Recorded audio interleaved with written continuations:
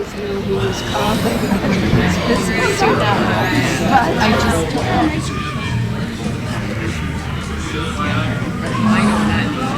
I guess maybe that's Larry. It's been a long time. Oh, yes. I know that. I'm not the Oriole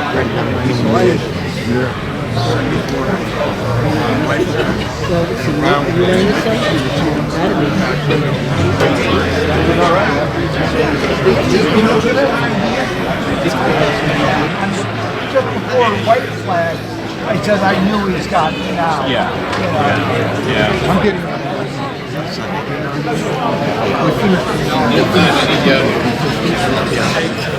That's why you kind of like react to it. Right. Most guys are respectful of each other. You know, you get somebody sideways. I know. So, I said, I'm at ice cream with college down back in Iowa. Remember Iowa and Richie and them guys? We all got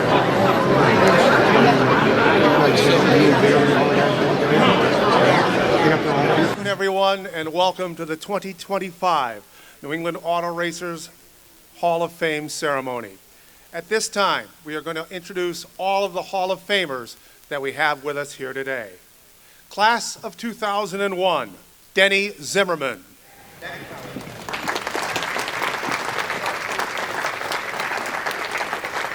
Class of 2003, Bob Pulvereri.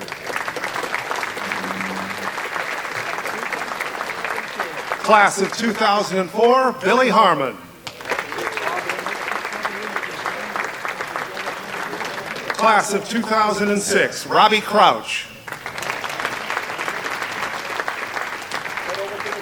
Class of 2008, Dr. Dick Bergen.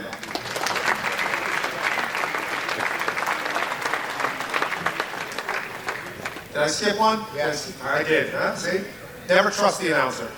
Class of 2008, Pete Zanardi.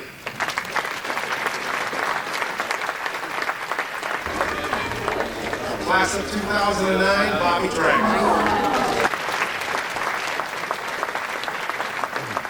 Class of 2010, Bob Garbarino.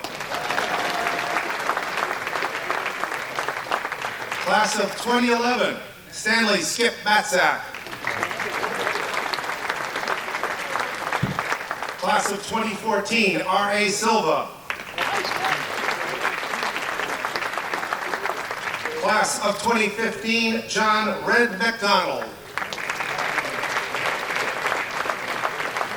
Also, class of 2015, Lou Fitch Fenton Boyd. Class of 2016, Ken Bouchard. Class of 2017, Mr. Ben Dodge Jr.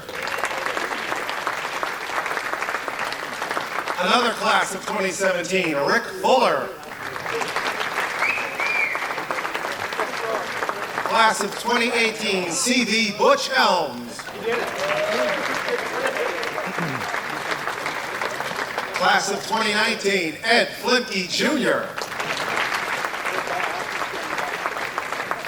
Also class of 2019, Rick Marisal. Class of 2021, Pete Falcone. Also class of 2021, Jeff Horn. Class of 2024, Peter Daniels. Representing the class of 1998, Ron Bouchard, it is Paula Bouchard.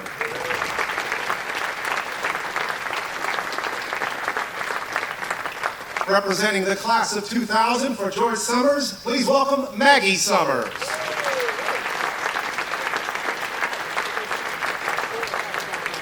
In our class of 2002, representing Ken Squire, please welcome Ashley Squire.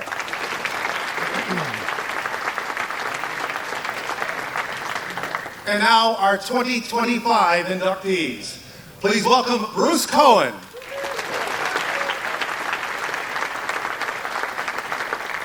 S.J. Avansian.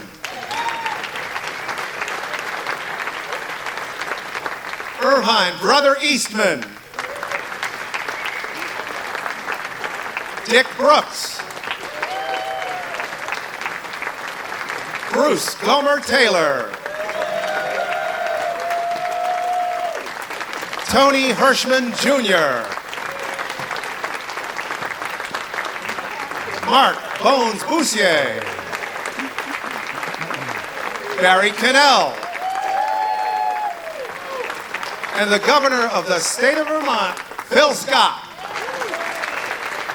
Ladies and gentlemen, our active Hall of Famers and 2025 inductees. Before I bring April May up, she asked me about a month and a half ago, we were at the Big E and sitting on the inside of Turn 2, what used to be a racetrack, and she asked me to be a little bit more animated because I'm kind of buttoned down. I'm not as crazy as I am on the mic or at home.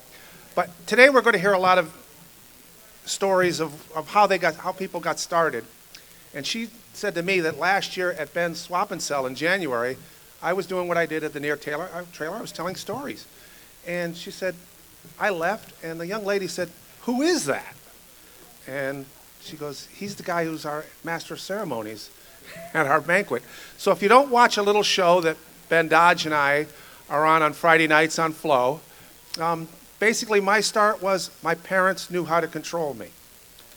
They brought me at a very young age to the races. And when I went to first grade, they sat me down and said, we are not going to hear one word from teachers about you. If you do anything, you're not going to the races. Thank God races and school did not collide too much. You're not going to hockey, you're not going to roller derby, you're not going to wrestling, you're not going to anything. That put me right in my place. Because to be honest, as much as I loved my grandmother, staying at home on a Saturday night and watching Lawrence Welk and Jackie Gleason was not going to cut it compared to going to Riverside Park. Just was not going to do. So that was my start, and then through them, we got to go to great places like Islip, Danbury Race Arena. Of course, I said, I started at Riverside Park, going there as a kid, and if you grew up in the 60s, I don't care what kids say today. You could not have had a better Saturday. I got up in the morning, ate was Captain Crunch, which was basically lava rocks with sugar until the milk set in. I watched Colonel Clown and the Three Stooges. Moved quickly to the Bugs Bunny Roadrunner Hour, where you learned not to buy stuff from that Acme Corporation because it never worked for the Coyote.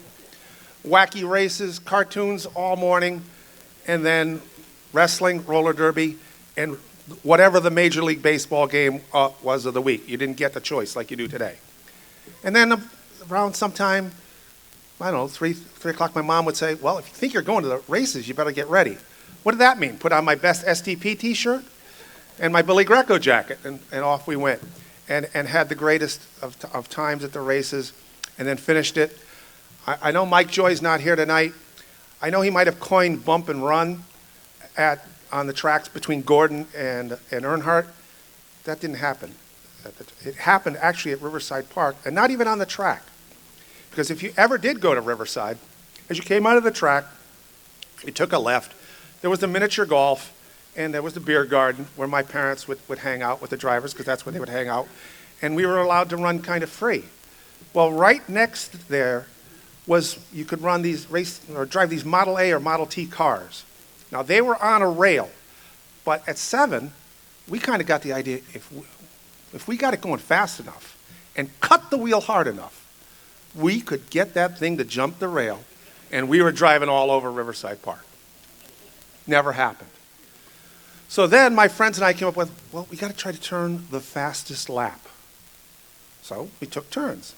But remember, this is later at the night, and we might run into some young man taking his date out on a Saturday night for a ride on those cars. Well, you got out in the back a little bit. It was kind of dark. And so they might be sneaking in to move in on the Kiss. And here comes 3 7-year-olds. There's the bump, because we bumped you. We didn't care you. What did we know? We're 7. We thought girls had cooties. We didn't know anything better. So there was the bump. And you might have got it once or twice, because we wanted you to move. Then you would get to the end. And I heard, we would hear the girl going, oh, they're just little kids. Leave them alone. But he was mad that we kind of infringed on him. Then was the run. because you weren't catching all three of us. So we would jump out of the car and run as fast as we can.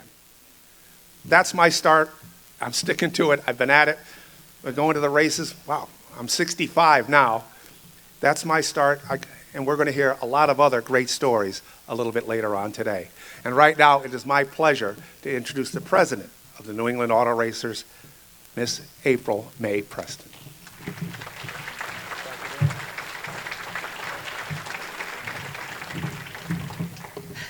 I told him I wanted more animation. Perfect, Dave. Thank you. I'd like to welcome everyone to the 27th New England Auto Racers Hall of Fame induction ceremony. As I look around this room, I'm struck by the thought there is such a thing as racing royalty, and we are sitting among them right now. The sense of history and accomplishment in this room is truly extraordinary. Today, we are joined by legendary track announcers, officials, and promoters who have played pivotal roles in shaping our sport. Alongside them are renowned authors, historians, journalists, photographers, publishers, web wizards, and podcasters who have chronicled and broadcast our stories of New England racing across the world. Our gathering also includes legendary media personalities such as a lead pit reporter for NASCAR for over 2 decades and the voice of our very own big league track, NHMS. We are also privileged to have legendary drivers and team owners in our midst, household names who have toured up and down the East Coast, acted as hired guns for prominent car owners, and demonstrated the versatility to compete successfully on both asphalt and dirt, sometimes within the same week. We have an Indy 500 rookie here, and in his day, a young girl's heartthrob. Yes, Robbie, my cousin and I thought you were to die for. And even a seated governor who is still actively racing today. This summer, I had the unique opportunity to spend a Thursday night in the racing trailer of that governor, who was deep in conversation with that former lead pit reporter for NASCAR. Sitting across from those two incredible individuals, I thought to myself, wow, how many people are given an opportunity like this? I remain truly humbled to find myself in the company of New England's racing royalty, and often feel the need to pinch myself and wonder what I did to deserve to be in the same room, share the same room with these people. Legends who have made significant impacts not only on New England auto racing, but on the sport nationally and on each of us as well. Please give them a big round of applause.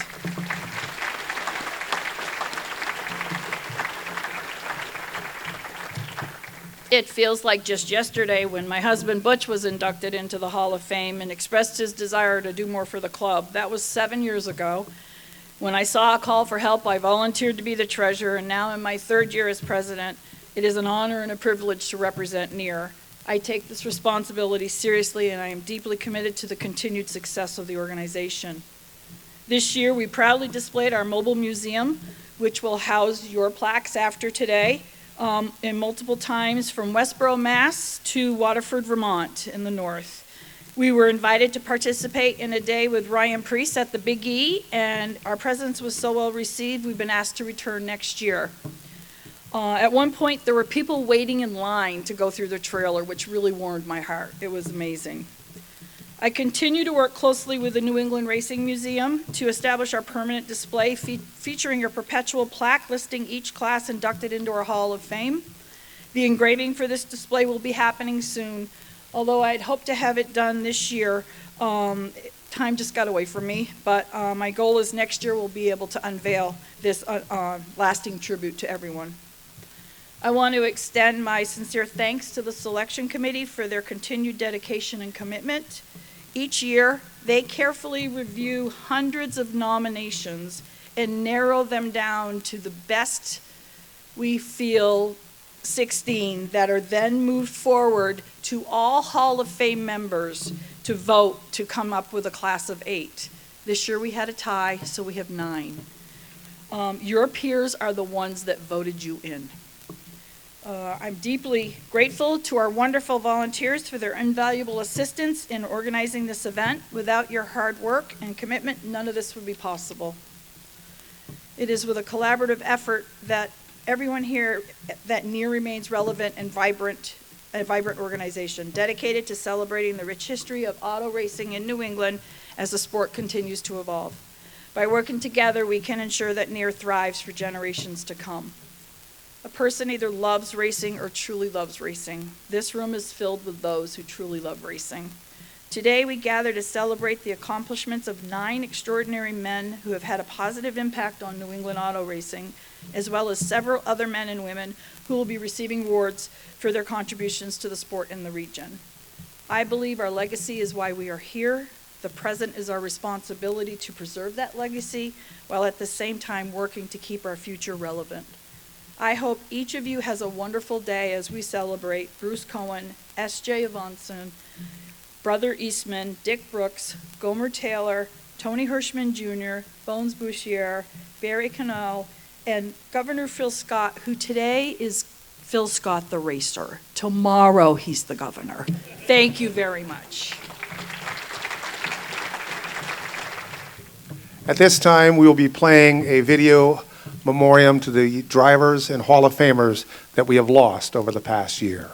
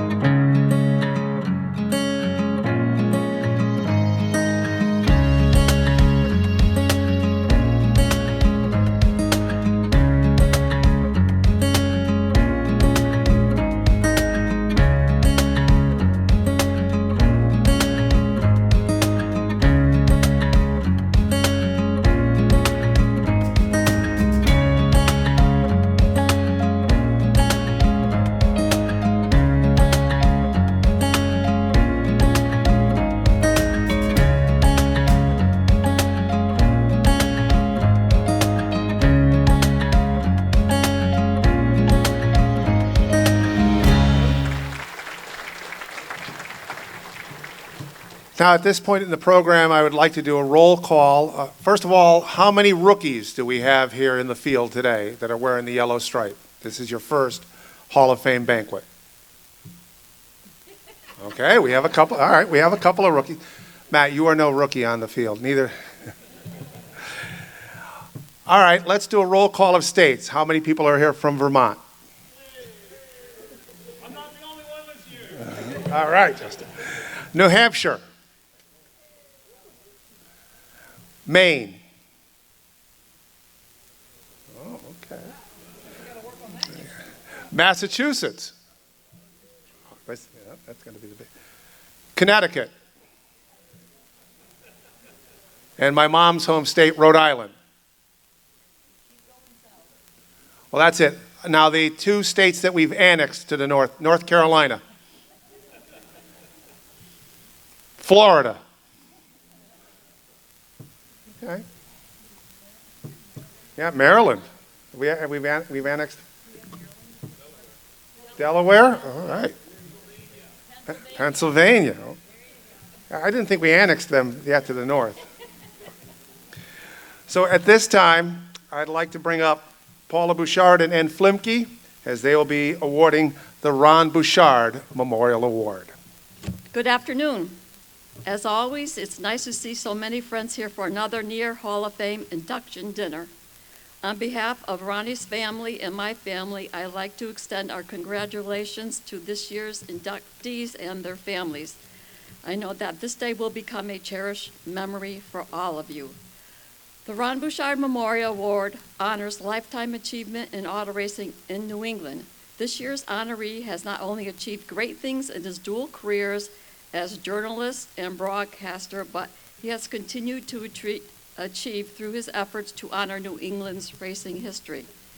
Many of us first met Dick Berggren back when he was writing for the weekly racing papers and helping promote great events like the Spring Sizzler in 1972 and the race for small block modifieds at Safford in 1976. In that same period, New Englanders were proud when he became the editor of Stock Car Racing magazine in 1977. It was the only national monthly publication to cover everything from street stocks to the NASCAR Cup Series, which I know my father loved. And Dick made sure that the magazine never overlooked grassroots racers and their fans. He also founded Open Wheel magazine and many years later, Dick Bergman's Speedway Illustrated. When television discovered NASCAR racing and began to broadcast Cup Series every week, Dick's second career was born. While continuing with his magazine duties, he started serving as a TV commentator. Some of his early TV work overlapped with Ronnie's Cup career, so we got to see him quite a bit. Dick was a great fit for TV, especially in his role as a pit reporter. The drivers and crew chiefs all knew and trusted him, and the viewers appreciated his knowledge. Dick worked with ESPN, CBS, and TNN. Then, lastly and most notably for Fox Sports, where for 12 years he was the network's lead pit reporter. When he finally decided to step away from the hectic travel and the workload of TV, he did not exactly slow down to live the retired life. In 2015, he oversaw the groundbreaking of what has grown into the New England Racing Museum, which opened in 2017. The museum fulfilled a longtime dream for Dick, and it's a place that every New Englander can be proud of.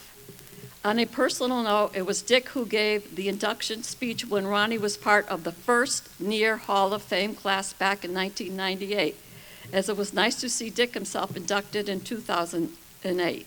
Today it is my pleasure to present Dr.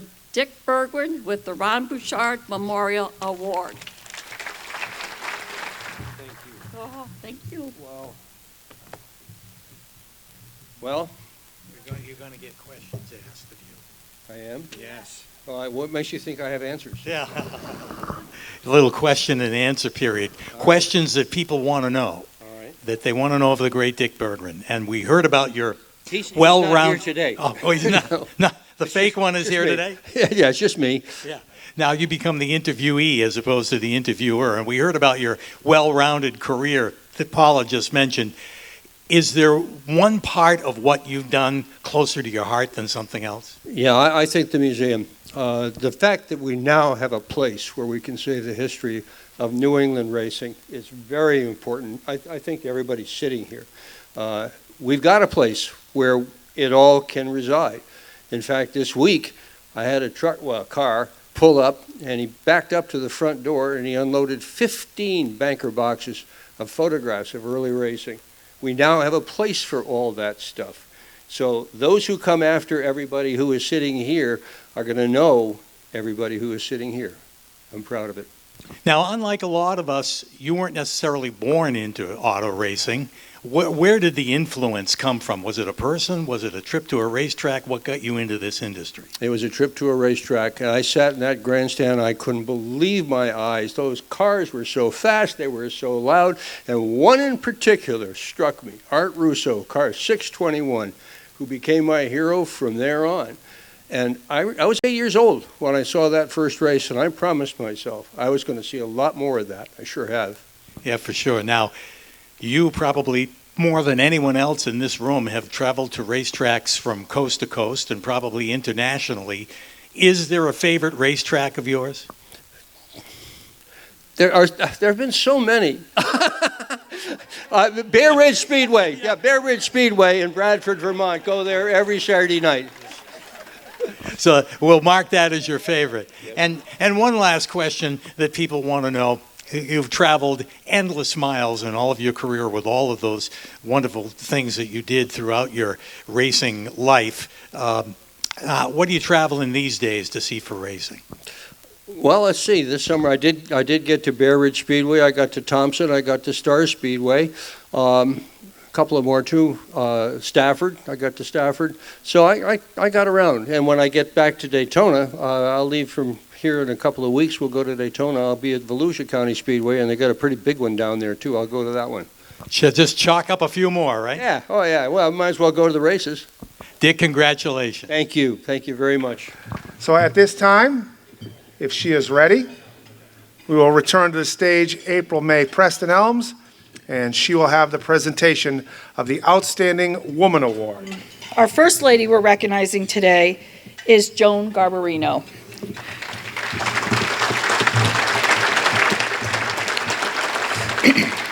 Joan worked side by side with her husband to field their NASCAR Modified Championship race team. Together, they brought the team to 3 championships.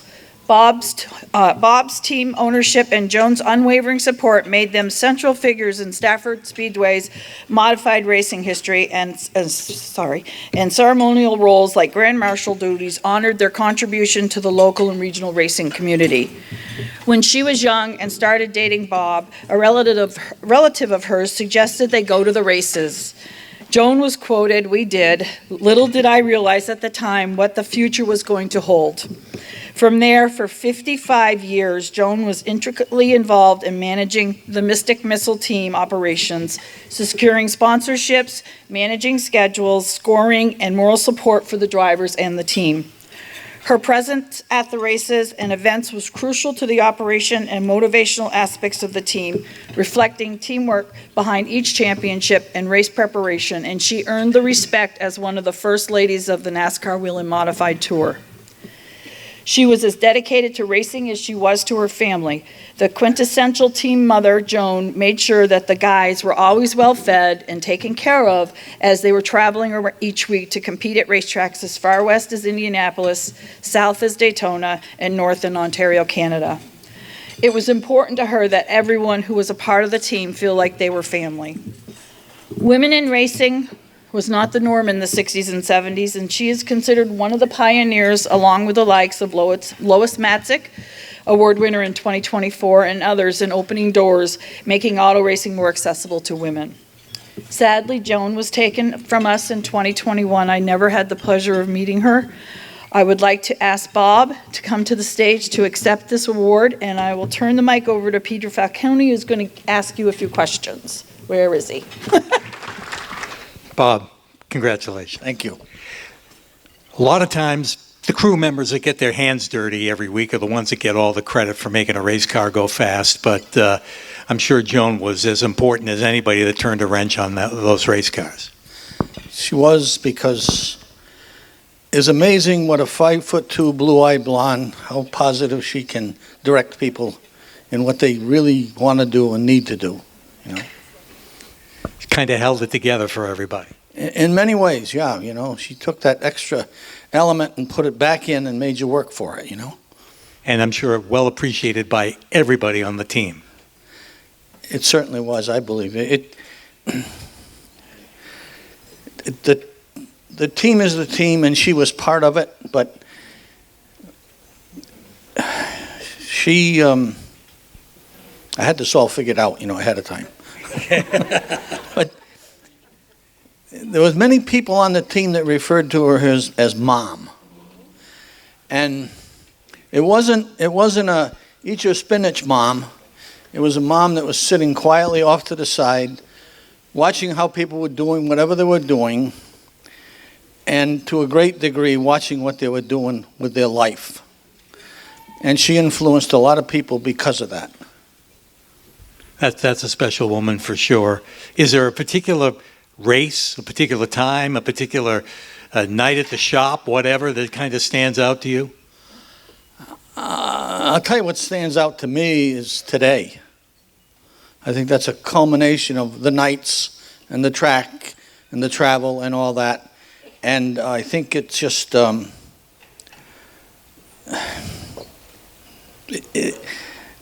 what do I want to say? I had it all written down, too. She could make the guys think the way they needed to think and enjoy it when they were doing it, you know. And so if there's a special time or a special event, let me just say this. Joan had a very simple outlook on life. One of my granddaughters gave her a little piece of stone. It's on our mantle. And it says, you have to be the one you want to see to make the change. And I think that was her compass in life. She always tried to get people to look out of the box, move forward, and do something that you know you should be doing. And I think she did that. She did that. Left a real impression with a lot of people, most especially you and On behalf of NEAR, we're very happy to honor her today. Well, thank you very much. I am honored when you say a special time. I think today is the today's the summit of the special times, you know, and she's the love of my life, and a lot of people here know her. Well, congratulations, Bob. Thank you. Our second lady that we're recognizing today is Paula Bouchard.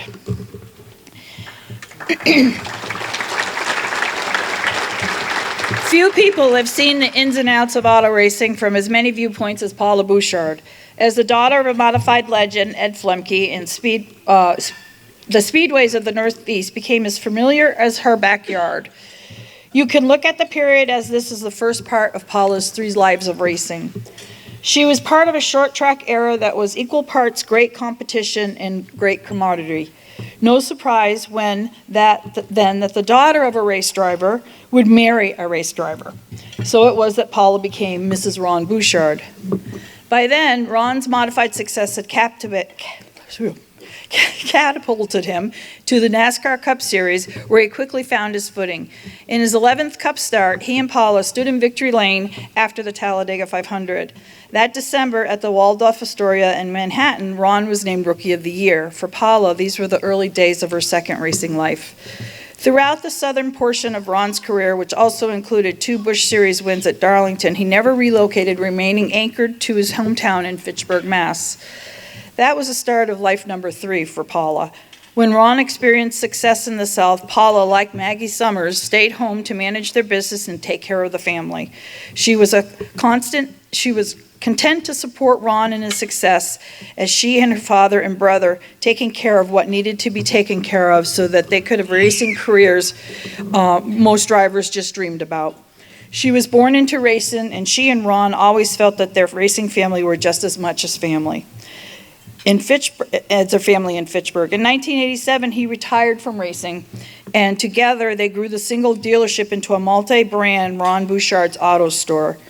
For many years, the selection committee for the NEAR Hall of Fame has met at various Bouchard properties. Now we are currently meeting at the Ron Bouchard Racing Memorial. I needed some water. In Fitchburg. Also, the host lends a personal touch. Ron would step in to say hello and ask where anything was needed, and Paula has followed right along and behind him. She was also sponsored NEAR's annual Ron Bouchard Memorial Award for Lifetime Achievement. Both Paula's dad and her husband were part of NEAR's first Hall of Fame class in 1998. Ron's brother Ken was inducted in 2016, and Paula's own brother Ed Flemke in 2019. Today, the Hall now honors her as one of the outstanding women in New England auto racing. Paula, please join me on the stage.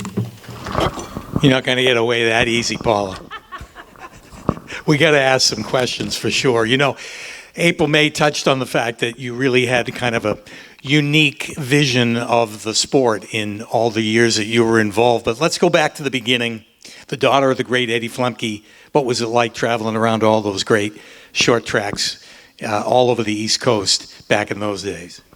Well, I remember my brother and I would pack our clothes in a grocery bag, and we would go with our father up and down New Jersey highway, and we would get to the racetrack. My father would bring us into the bathrooms, and he would tell us to go in and change up and brush our teeth and wash our faces and hands. And then he would try to find a babysitter for us. And it was just an amazing, that's how I learned how to drive. He would go way over, and he would let me drive, but he would work the pedals. And it was just, that's all I knew in life was racing. And then along comes Ronnie Bouchard at a very pivotal time in his career, and you two were together as his fame and fortune just rocketed, took all of New England, and particularly Fitchburg, to the world stage, going south, racing big time. Talk about that and you guys living the dream.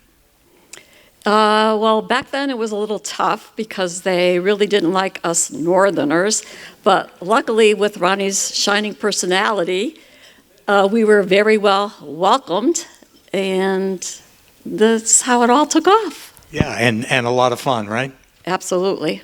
So then it got into the car business, and which you still are today. And that was a whole new thing to learn. The two of you together, I'm sure, are working really hard together to build that business. Oh, absolutely. We knew nothing about it.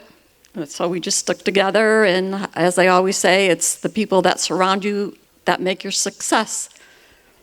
Well, and you've got some good people around you, and you've built a good team through your own experience, and you're one of auto racing special ladies being honored today, and congratulations to you. Well, thank you so much.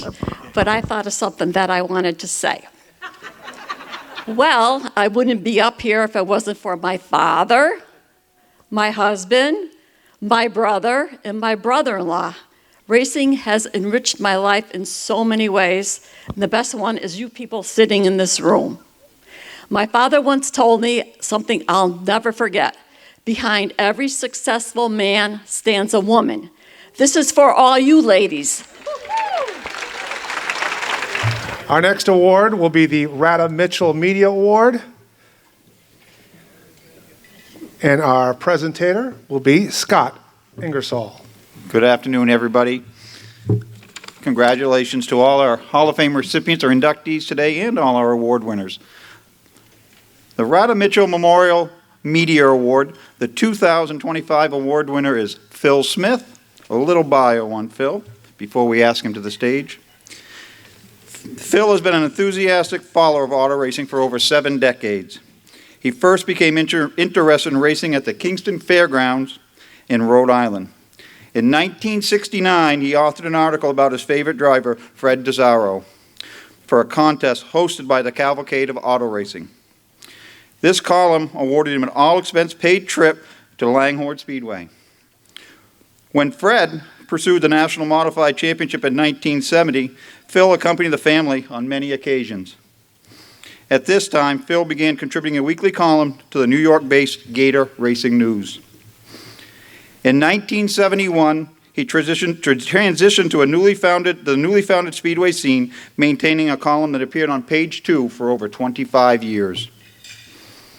He has most recently been on the staff of the Area Auto Racing News, writing the Looking Back column. This column, published weekly during the racing season, provides insight into the events of auto racing in 5-year increments, reaching back 45 to 50 years of history. His objective is to preserve the legacy of competitors from previous generations. Additionally, he has authored 2 books, The 50 Greatest Drivers at Stafford, as well as The Asphalt Modified Years at Stafford Motor Speedway, By the Grace of God in 600 Horsepower. This is a week-by-week chronicle from 1967 to 1985. Covering and writing about auto racing has provided Phil the privilege of meeting many outstanding individuals within the sport, and in turn, he has given back so much to all of us with his great work. The 2025 Rada Mitchell Memorial Media Award recipient, Phil Smith. Yeah, Phil Smith. We've read so much of what you've written for all those years, as we heard in your biography, and you got to talk to a lot of great race drivers over the years. We know how close you were to Fred DeZaro, and I'm sure interviewed him many times. Who were some of your other favorites that you wanted to interview and write about? Well, one of my favorites was Eddie Flemke, and I was really amazed as to how he really operated on a weekly basis. When Eddie wasn't driving in a race or practicing, he'd come to the fence. This is when I was working at Stafford. I could see him. He'd come to the fence, and he'd just stand there, and he'd watch, and he'd watch, and he'd watch. And if somebody was going to wreck, he knew it before it happened. And, I mean, that's why he was so successful the way he was, because he could read these people. He was one of the great thinkers of our sport. And I think one of his greatest callings was when Dick Williams hired him to be the chief steward at Waterford. And he could answer any question you think of. And one of the first things he ever said was, when he stood up, and how true it was, he talked to everybody and he said, and I quote, "Don't bullshit a bullshitter." And he was so right. And I mean, he just knew. That's how smart this guy was. But there was a lot of good guys, and it's so hard to mention them all. But I really enjoyed most of it, and I have no regrets at all. Well, you've had a real chronicle of racing, particularly back to the 60s and 70s, right up into the 80s, that you've written about time and time again. You've lived all the way through it. Compare then to now, and you're still very active, watching just about every race. I think we were talking earlier, you said you watch every race from Stafford. You don't necessarily go to the track, but you get to watch it from home. So your comparison between then and now. I think now it's a lot more streamlined. The people that run Stafford, their roots are really top shelf in what they do up there, and they've got so many programs to help the competitor. And even at Waterford is starting to come alive again, little by little, and so is Thompson. But one of the greatest things I think that happened to the local racing in New England, it was the advent of flow racing. This affords everybody the opportunity at a reasonable price to watch what we all love. And in fact, like even to myself, I mean, I'm getting a little older now. My legs are bothering me, my knees are bothering me, plus I got COPD, and I can't move around the way I was before. But now I can sit there in my recliner. I watch all the races at Stafford, all the tour races, all the races at Riverhead. I mean, you name it. And then when it's all said and done, I get up on my chair, walk across the hall, and I jump in bed, and boom, I'm gone. Saves the driving, that's for sure. And you know, we've read your writing, your columns for years and years and years, but some people may not know that you were a racetrack official as well. Yeah, I worked when Jack Root was alive. He, along with Jackie, hired me to be the Sunday night handicapper. That's when they decided they were going to run against Thompson on Sunday nights. So I went to work for him there, and then I ended up being a regular Saturday night handicapper. Plus, I worked at Waterford besides, and it did give me the opportunity to meet just about every driver that raced at those tracks. And it was just in general conversation, you could learn so much just from talking to these guys. It was really a good experience, and I just wish it was still the same it was, but you know, nothing. Everything changes all the time. But one thing I'd like to mention too is I would like to thank Pete Zanardi, who in the early days of me riding was my mentor, and he steered me right in more than one occasion. In fact, one of the best things that ever happened was that him and I spent a week up in Rome, New York, with Richie Evans. And this is back when Richie was in his wild days. And I'll tell you, I'll never forget that. I mean, it's amazing what that guy did and how he did it. But no, once again, thank you to Pete, and also to Jack and Jackie Root. Jack Root, I could always depend when he was alive, getting a phone call from him on a Monday morning. And he was one of the greatest critics there was.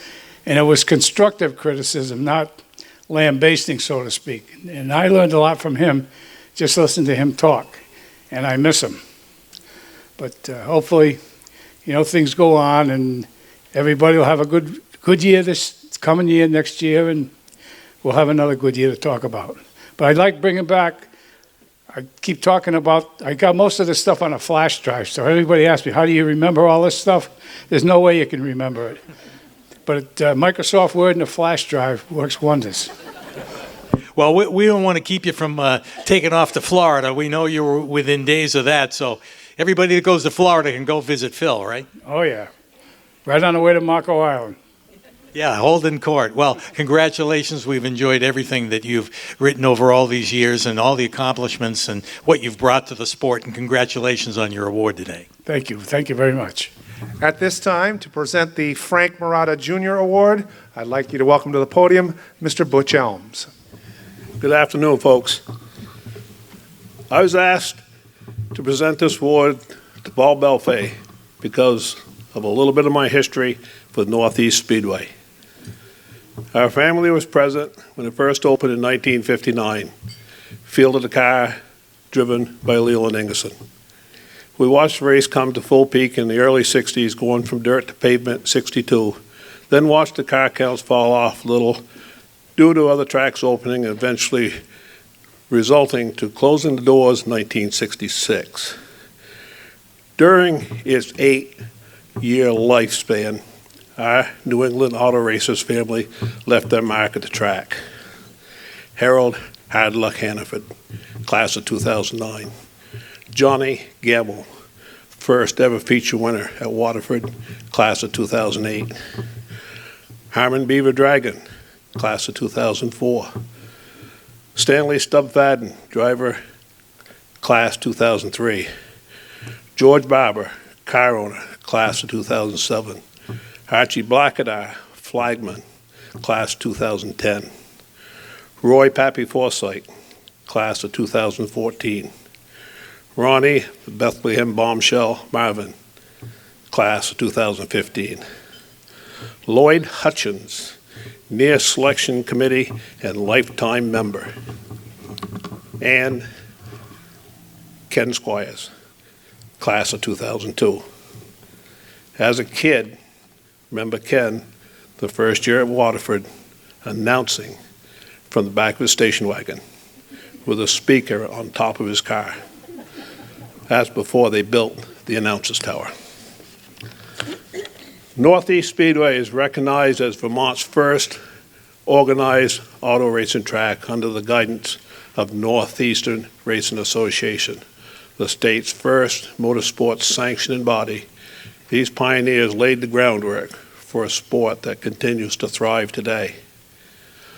Over the years, I've made the annual pit stop at the track, walked around in the trees, over the growth of the track. Remember those racing legends at the track. As a kid, you always remember those guys. Always thankful that it was never destroyed by development. Then, almost 50 years later, in the winter of 2000, 2007, 2008, Paul was looking for some land, here we go, to build a retirement home. Wasn't old enough to build a retirement home, but he was. He found out he would upend those plans entirely and start him down a completely unexpected road to Vermont's auto racing history. In the spring of 2008, he began clearing the lot, unearthed signs of the track, found a bit of the asphalt, able to peel back the moss, and found more track. Discovery paired with numerous interactions with people who remembered the track convinced Paul that this is a long-forgotten discovery, that's something special indeed. He immersed himself in the lore of Northeastern and began the labor of love restoring the old track and opening it back up for occasional reunions and gatherings. In 2009, the first reunion was held 50 years from the time it opened. And it's held an annual event ever since. Not always at the racetrack because the town of Waterford wouldn't let it happen. But anyway, it does again. Over the past decade, improvements have continued. He's put the pit booth back, the ticket booth back where it was. He's built an announcer's tower. He's got some grandstands there. In 2018, the track and land were placed on the state's Registry of Historic Places. Paul, please join me here to accept the Frank Murato Award for outstanding contributions to auto racing in New England. And I'll turn the mic over to Pete Falcone, who's going to do a whole lot better job than I did. Thank you. Paul, this sounds like a dream one of us would have, that we unearth a racetrack and be able to bring it back to life. Tell us about the emotion involved in that, and tell us the whole story. Well, it's real emotional when you find a diamond in the rough, and when you uncover some treasure, you don't know what you're finding, but it's real exciting, and this whole project was really exciting, and I'm still working on it to this day, and right now it looks like you can go racing there, but I don't want to, but it looks that way. Yeah, well, it's really become kind of a tourist attraction, right? Oh yes, I go up there, I see people walking around, I've met people from France there, from Canada, from just all over, and they want to see what's going on up there, and they read about it. they Google it, and so it's kind of neat. It's a nice piece of property at home when there's a historic marker on the front lawn.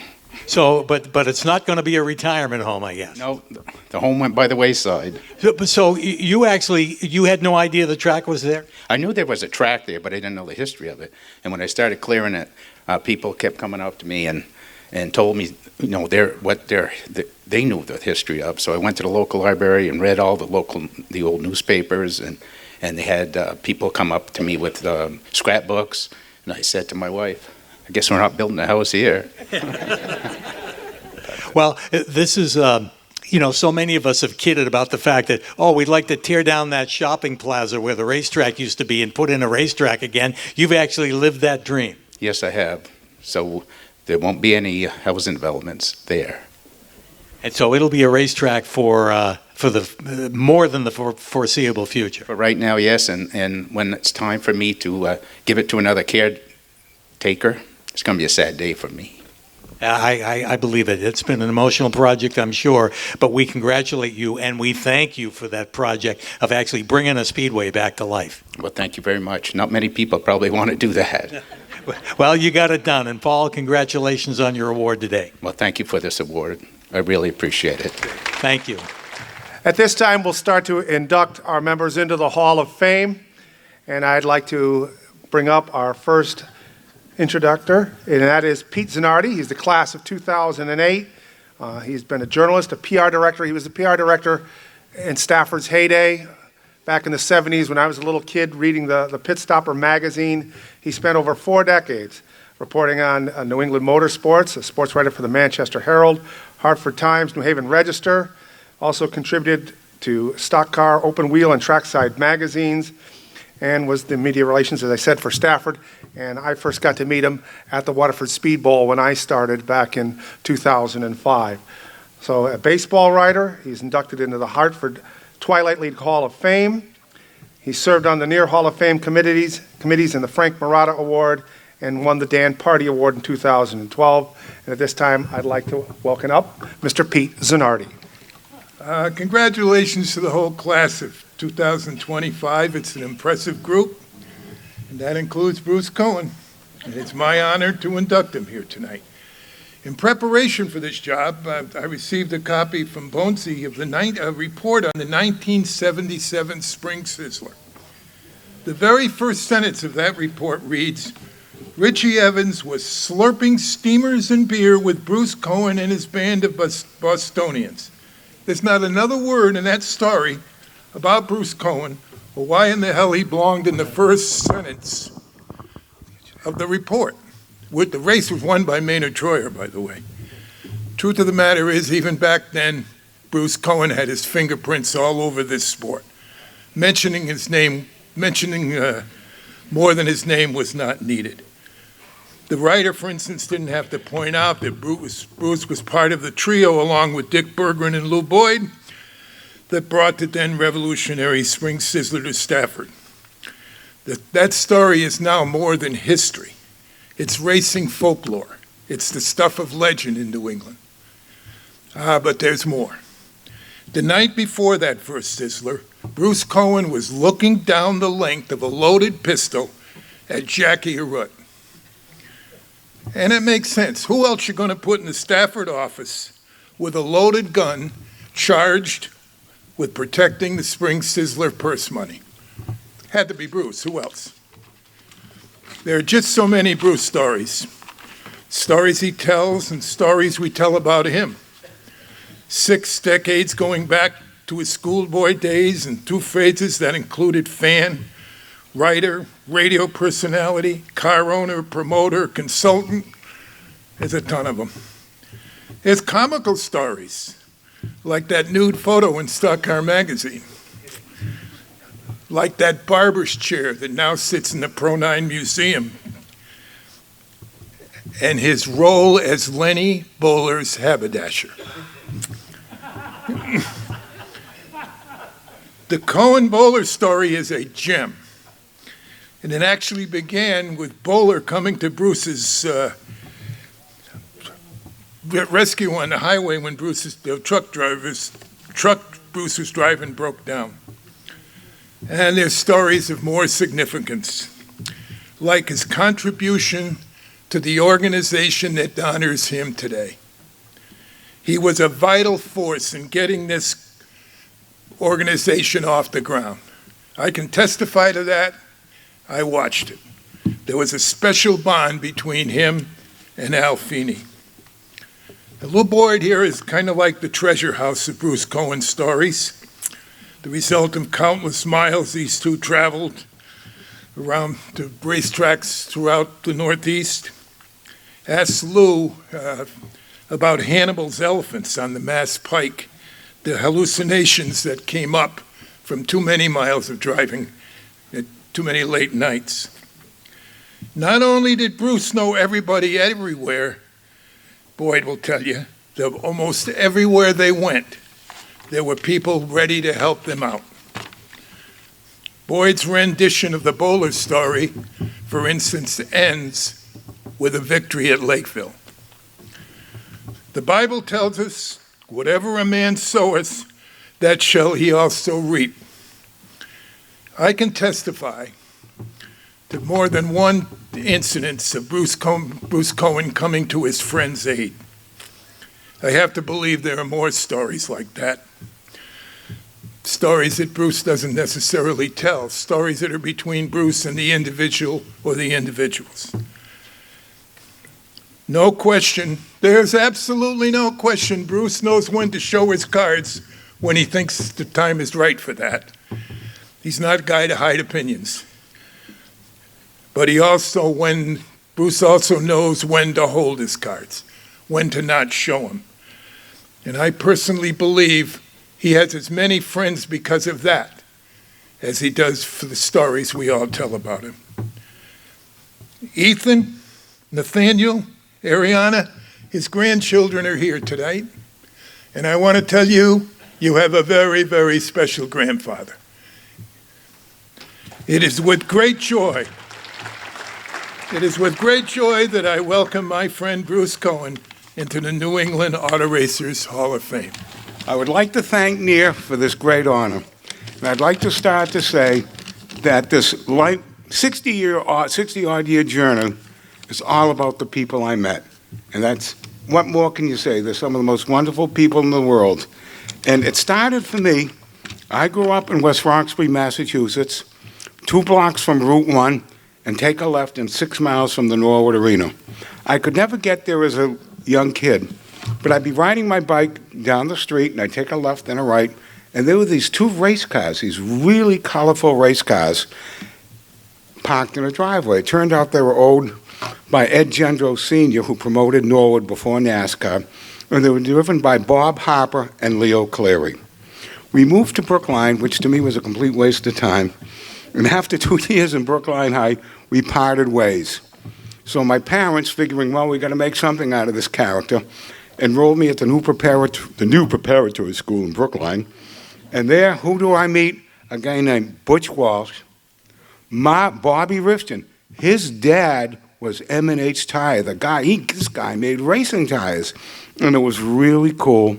And I also met Skinny Phil Sears, whose best friend was a kid named Don McTavish, who was running the C division over the ramps every 3rd lap at Norwood. I was done. That was it. I was hooked. Liberation Day came for me when I got my driver's license, and that was wow. I had an 11:30 curfew, but if I asked my parents, could I go to Old Bridge Stadium, I'd take the car. It was really bizarre, but it was a lot of fun.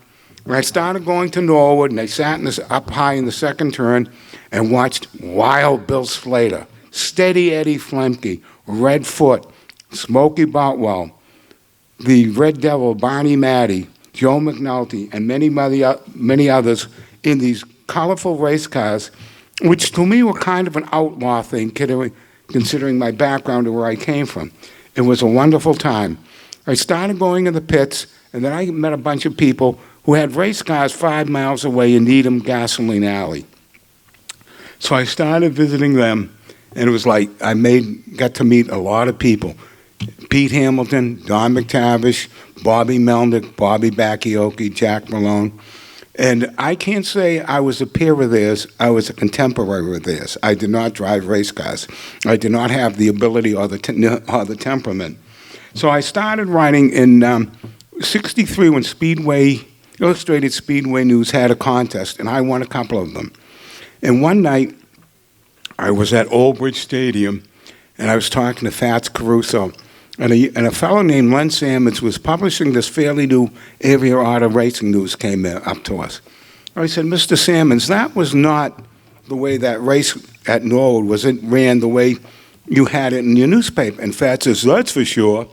So Len said to me, why don't you start writing? So I started writing my version of what happened at Norwood on a Saturday night.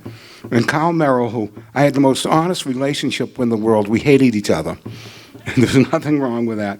They started publishing what I wrote. And so I wrote for Len Sammons for a few years. And then came basic training down in beautiful Fort Jackson, South Carolina. That I went through basic training with, believe it or not, Jim Croce, who wrote the song Bad, Bad Leroy Brown, which, according to the book, They Raced with a Devil, that was not the right way Jim started in racing. We used to go on Thursday nights to the new Columbia Speedway in Columbia, and there was a guy named Leroy Yarbrough running. That's where that came from. And then after I got back, I moved to Chris Economaki National Speedway News, where I wrote until the mid-'70s, and that was a lot of fun. When Earl Grant gave the halfway sign with the flags, and I said, wow, we actually pulled this thing off. And the third highlight was the next day when Bill Slater had me clean the ladies' room and the men's room. So it all isn't glory, but I want to thank Jack Baroot, may he rest in peace, and Dick and Lou and Jimmy Rigney and R.A. and Corky Cookman, people besides Billy Welch, people behind the scenes who were really good to us. And that was a lot of fun. Thank you. And so we did that, and then as a little kid, a young man, I went to Fonda Speedway, and I just fell in love with the place. But when I started running Fonda in '73, at the same time, Ken Squire, who we all know and love, asked me if I could help him do a show at the Pocono, to be his background guy, and I said, okay. So we go up and do the show, and if anyone remembers the Race of Champions, I'm sure Bob Garbarino does, and Denny Zimmerman and other people, those scorers could screw up a one-car race in a closed paper bag. Totally incompetent. So Kenny says to me, he's closing down the broadcast, he says, Bruce, he said, tell me, you were scoring the race, can I have your top 8? I said, yeah. So I scored it, I had my top 8. And so Kenny says, this is Bruce Cohen's top 8.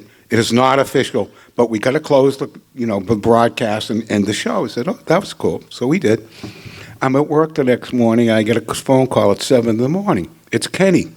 He said, how'd you do it? I said, what do I do now? He said, you got it perfectly. I said, well, I learned from two of the best in the business. Shirley Jackman, who was Bill Welch's longtime girlfriend, and from Betty Charland. And let me tell you something, folks. I could get you one lap in 75. No problem. But so Kenny says, why don't you go with me and do TV, blah, blah, blah, blah, blah. I said, Kenny, my bit in life ever since I've been a little kid is racing at Fonda. That's all I want to do. Lou and I are doing it. I'm having the time of my life. I'm probably the only human being who ever turned Ken Squire down. I could have been a big star, but I would make the same decision today, and I stand by that. And that was a lot of fun, And then Lou, after this Fonda bit, Lou and I, we ran all over the place. Canaan, Hudson, Lakeville, just everywhere. And that was a lot of fun. And then the night before, I did sleep on the floor with $13,000 in a gun. And Jackie came up, and I could have shot him, but I didn't. But Jackie says, a lot of people wish you would have shot me, but we love Jack, and that was a lot of fun. And the Sizzler, I am so proud of Stafford today that it's still going. I think that's a tribute to the racing people. And like I said, for me, it's about the racing people. I'd also like to take a time for my family, my my daughters and son-in-laws and grandkids who were here. I'd also like to shout out to Jimmy Lenardi and Hope Cooper, who were here, and Steve and Joanne Bosley from the famed L&R Speed Shop that people might remember in the day. And my buddy Jerry Feldman, that we used to go to Stafford in the early 60s when it was dirt. The next part of my, I don't want to say career, of my fun was doing Speedline with John Spence, the Hall of Fame member. 2-hour show, Tuesday nights, in various places around the New Hampshire area. And we had, thank God we had a 7-second delay, because sometimes you had to hit it when people would get a little crazy. And a couple of things from Speedline is we used to have the Rumor of the Week department, and we also had the Missing Persons department, that if we couldn't find so-and-so by the end of the broadcast, we'd call up Woods and put their picture in a milk carton. But that worked. But I think the greatest thing of Speedline was we used to poke fun at Val and Speedway scene. We used to say, Speedline scoops the scene.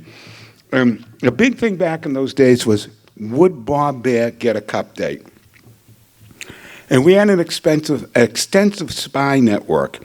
And one of our spies calls and says, hey, Bob Bear has just booked every room in the Manchester, Concord, and Nashua area. And we're going, we looked at the calendar. There's nothing going on. He's got the date. And so I called Dick the next morning and said, Dick, I said, this is when Bear's date is. And he said, he said, okay. He calls me back 10 minutes later. I called Bob. Bob was at the bank. Bob says, no way. And I said, Bob Bear crosses every T and dots every I. I said, go to the bank on it, little pun intended. And the next day they announced, big press conference in Boston. Bob had the date. So once again, Speedline scooped the scene. And part of the fun, around Christmas, it was just a dead time of the year. Like, oh man, we got 2 hours. How are we going to do this bit? And I'm looking at John. I says, hey, John, I got an idea. So my best radio voice, you got to project your voice. I said, okay, ladies and gentlemen, and Speedline listeners, everybody has your favorite driver. Who is the worst driver you've ever seen? The phones almost blew up from activity. It was unbelievable. And one caller said, the worst driver I've ever seen is Herbie Simpson. And I said, yeah, I'd go along with that. He cold-cocked me one day at Hudson. But we turned a dead show into something really live. And Speedway was fun. And we had stickers made up. We put on Val's wagon and everything. Speedline scoops the scene. But that was a lot of fun, too, Speedline. And we had some great guests. Dick Bergman, Lou was on, and I just want to say a word about Lou. He's just put up with me for 60-odd years. Many highway miles, lots of work, lots of fun. And it is true, when we used to come back from Fonda, going over the bridge, the Connecticut River, and the Mass Pike, he would get the pink elephant syndrome, and he'd wake me up. I'm seeing pink elephants, you got to drive home, and I always did. And speaking, there's a guy right here, Jimmy Falcone. He actually worked at the Spring Sizzler as a guard. And how many years ago, Jimmy? 53? Yeah. A long time ago. Yeah, and I'd also like to call out, I don't think he's here today. My next thing was being really busy with NEAR. I was lucky enough to be appointed to being the chair of the selection committee. I work with great people, Charlie Mitchell, Pete Sonati. A guy who's never gotten enough credit for helping this club was Al Feeney. Al kept this thing going. Al and I had some wonderful disagreements, but at the end, we always reached a conclusion, and I love Al for that. And I'm very proud of what we did in NEAR. We inducted the first woman, Bertha Small, who owned a lot of race cars back in the day, and we spent a lot of time on the inductions, who would be good for who.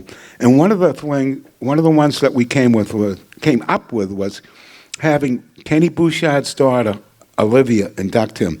And I thought that was a really cool moment. And it was a lot of fun working with NEAR. And another shout out to NEAR. A NEAR member is R.A. Sylvia. He has contributed so much to this club. When they need pictures, when they need info, R.A.'s always been the man. And he's just a great guy. And I just want to conclude that I was privy to a lot of stories, but this to me, what racing people is all about. Don McTavish and I were very good friends on and off the track. When Don was getting inducted, Al Feeney calls me, he says, hey, you're going to get a, she says, you know where Mac's sister is? I says, she's down the Cape somewhere. I haven't heard from her in years. Well, you got to find her and invite her. And I go, oh, I really don't want to. I said, do I have to do this? Yeah, you got to do it. So I got a hold of a phone number from Jack Malone. And I got the phone number. I said, oh, man, do I really got to do this? I said, yeah, I got to. Okay, so I did it.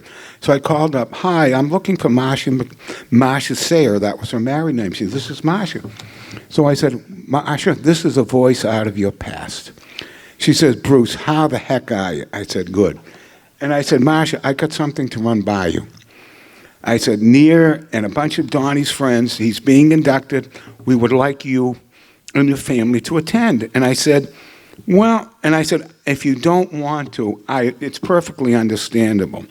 She said, well, my boys are looking into his career. We would love to come there. I went, phew, problem solved. Next problem I came up, I said to myself, who should be there? George Caldwell. I don't know, some of you, Bobby Garbarino, some of you people have been around for 100 years like me might remember George. Well, George worked for Mac, then he did a little stint with Cookie and some with Richie. He moved south. If you watched in the 70s and 80s, Richard Petty getting gas, that was George pulling it in. He also drove the haul truck. So I figured, I'll call Petty Enterprises to speak to George. So I called Petty Enterprises. Hi, good afternoon, Petty Enterprises. May I help you? She said, yes, I'd like to speak to George Caldwell. Let me put you on hold. Then it's, why do you want to speak to him? I felt like saying a few words, but I didn't. I said, well, I got something of a personal nature to talk to him. She said, wait a minute. And she said, well, what is it? And I told her the story, what was going on. I said, look, I don't want to waste your time. I don't want you to waste my time, et cetera, et cetera. Here's my phone number. Give it to George, and if George wants, he'll call me. She said, wait a minute. 5 minutes later, he'll call you in 10 minutes. I said, cool. 10 minutes later, the phone rings. It's George. We're talking. He said, look. He said, I am in the hospital with stage 5 cancer. I got about a couple weeks to live. I will be there if I have to crawl on my hands and knees. I go, wow. Well, George and his family, his wife and son, the Pettys, at their expense during Daytona Speed Week's practice, flew George and his family up to Bradley.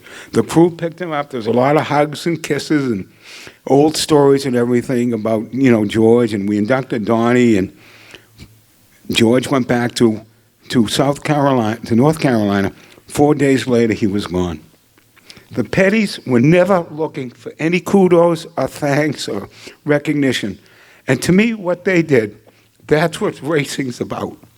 And to me, it's about the people that I've met along the way. Someone like Eddie Flemke, who, everybody mentions Eddie. In my humble opinion, Eddie's accomplishments off the track were just as significant as his on-the-track accomplishments. Look at the people he mentored. One is here today. Denny Zimmerman, Pete Hamilton, Richie Evans. It goes on. And like I said, I will conclude by saying, it's been a wonderful ride and a wonderful journey, and thank you. At this time, I'd like to bring up Carl Fredrickson to introduce our next Hall of Famer. My name is Carl Fredrickson, and I'm the publisher of Speedway Illustrated magazine. It is an absolute honor and privilege to induct a legend, a hero, and a mentor into the Hall of Fame. And one day I hope to experience that, but I have bones today. Did you know that legendary sports broadcaster Al Michaels and rock and roll superstar Kid Rock have uttered the same words? Both of them, on separate occasions, said, Bones Borsier, I always wanted to meet you. And clearly flattered by Michael's acknowledgement, Borsier, of course, went full wise guy and asked the voice who called the 1980 men's U.S. Olympic hockey team Miracle on Ice game, he asked him if he believes in miracles, because that's Bones. And it's worth noting that both Kid Rock and Al Michaels got the proper pronunciation. It's Borsier, not Boussier, not Boucher, not Bocher or Beauregard, Boursier. And the other name, Mark, is easy, but we all know him as Bones. An illness in his youth left him a little thin. That's where the Bones stuff comes in. Plainville Speedway's track photographer, Mike Adescavage, would pick up Boursier because he was too young to drive and bring him to Plainville Stadium. And one day, Mike, who was going on a honeymoon, asked Bones to fill in and write his column for the local paper. And a star was born. First with Speedway Scene, then launching Trackside, Stock Car Racing, and Open Wheel, before Speedway Illustrated. And then us New Englanders somehow allowed him to slip away to the Midwest, where books and speed sport news became his primary focus. But you have read his words simply because he is the best in this business. He makes writing look easy, just as all the great ones do on the track. And many in this room have been the subject of his stories and possibly his wrath. Because if you were tearing it up in a modified or super or street stock, Boursier applied every ounce of telling your story in a way who people didn't know you would read about you and understand what you were all about. If you were tearing up the field, Boursier applied every ounce of effort to telling your story in a way that would have somebody rethinking how they behave on the track. See, he is the consummate journalist. It's in his core. When Tony Stewart was persuaded to write an autobiography, he hired Bones to co-author it. And being on the payroll, you would think that Bones would be Tony's biggest cheerleader. He wasn't. The two were standing on the balcony of the old Speedway Motel just outside the 2.5-mile track there in Indianapolis.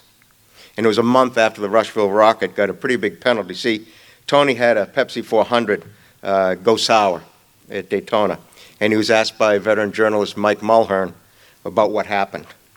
Instead of answering, Tony got angry, knocked the tape recorder out of Mulhern's hand, and kicked it under a hauler. So maybe Tony anticipated a sympathetic ear during that August balcony chat. Maybe Stewart thought the Bones would point out that Mulhern could have waited for a different time or asked in a different way. But that's not what he got. Here's what you don't understand, Boursier snapped. I hold that recorder and the printed word with the same reverence you have for that steering wheel and that speedway. And this, for Bones, is true. Other times it was a little bit more comical. One time Tony complained that the treatment he was getting from the NASCAR beat writers. He said, every time I walk in that media center, you guys crucify me. And Bones said, that's because you bring the wood and the nails. So for all the countless number of words Bones has written in magazines, newspapers, and the books of record, he's read thousands more. He once told me a great writer reads, and that's often outside of racing. Estimates are the English language contains 1 million words, yet there are 3 Bones considers the most important. Based on what? That's the justification for every single thing he writes. So if a parent's claiming their 10-year-old snapping up the Frosted Flakes at the breakfast table is the next Jeff Gordon, Bones' first question is, based on what? And he's not shy. If the basis has been something that's less than complimentary, he's ready, willing, and able for that. His column has always been different. That's his only spot for opinion. And Lord, has he shared a perspective or two. I was witness to a few of these, one during the media tour in Charlotte. Bones and I kind of crashed it.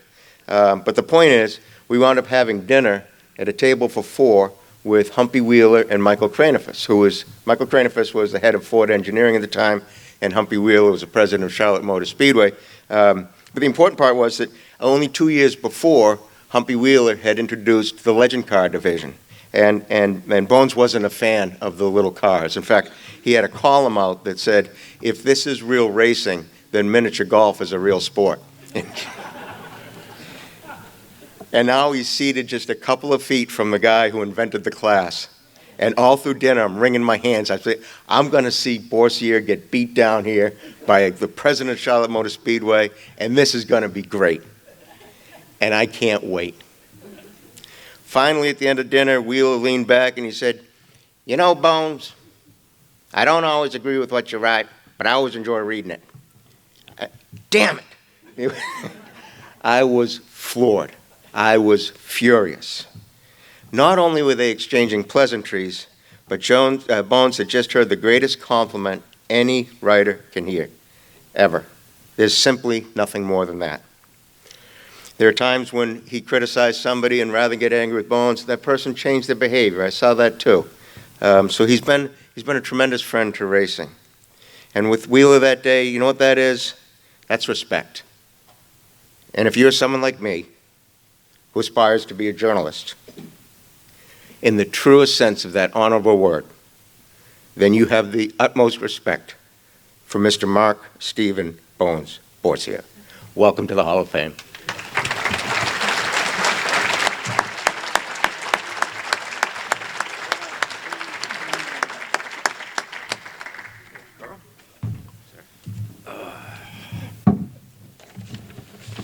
Thanks everybody for having me in the first place. It's I think this is the 27th near Hall of Fame, and I must have given probably 20 induction speeches, so it's strange to be on this side of things. But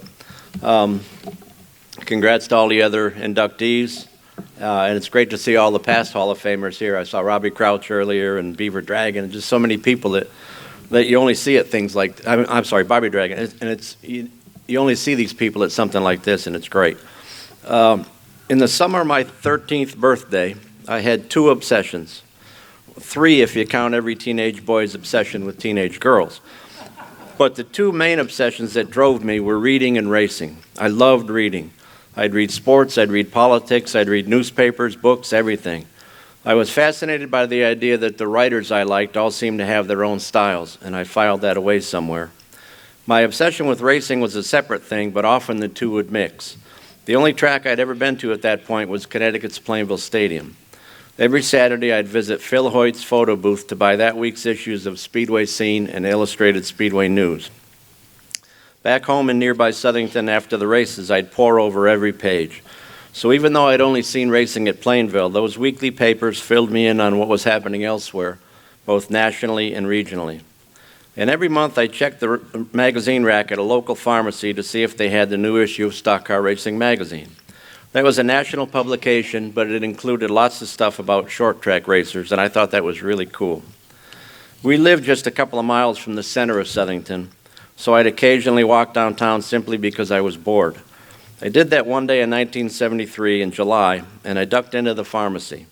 The brand new issue of Stock Car Racing was on the shelf. The cover showed Buddy Arrington crashing in the Rebel 500 at Darlington, and underneath that photo, under the heading Profiles, I saw 3 words, Steady Eddie Flemke. Whoa. Eddie Flemke was a legend. He had won races from Canada to the Carolinas, but more important to my little story today, he also happened to live in Southington. To me, it was beyond amazing to see the name of this local hero on the cover of a national magazine. Inside, on page 62, was that profile of Eddie under the byline of Mike Atascavage. Mike, in addition to his writing, was already one of the best photographers in racing, and he, like Eddie, was also from Southington, although I hadn't ever met either one of them. I had to have this magazine. I glanced at the front cover for the price. I don't know why, because my pockets were completely empty. It read 75 cents.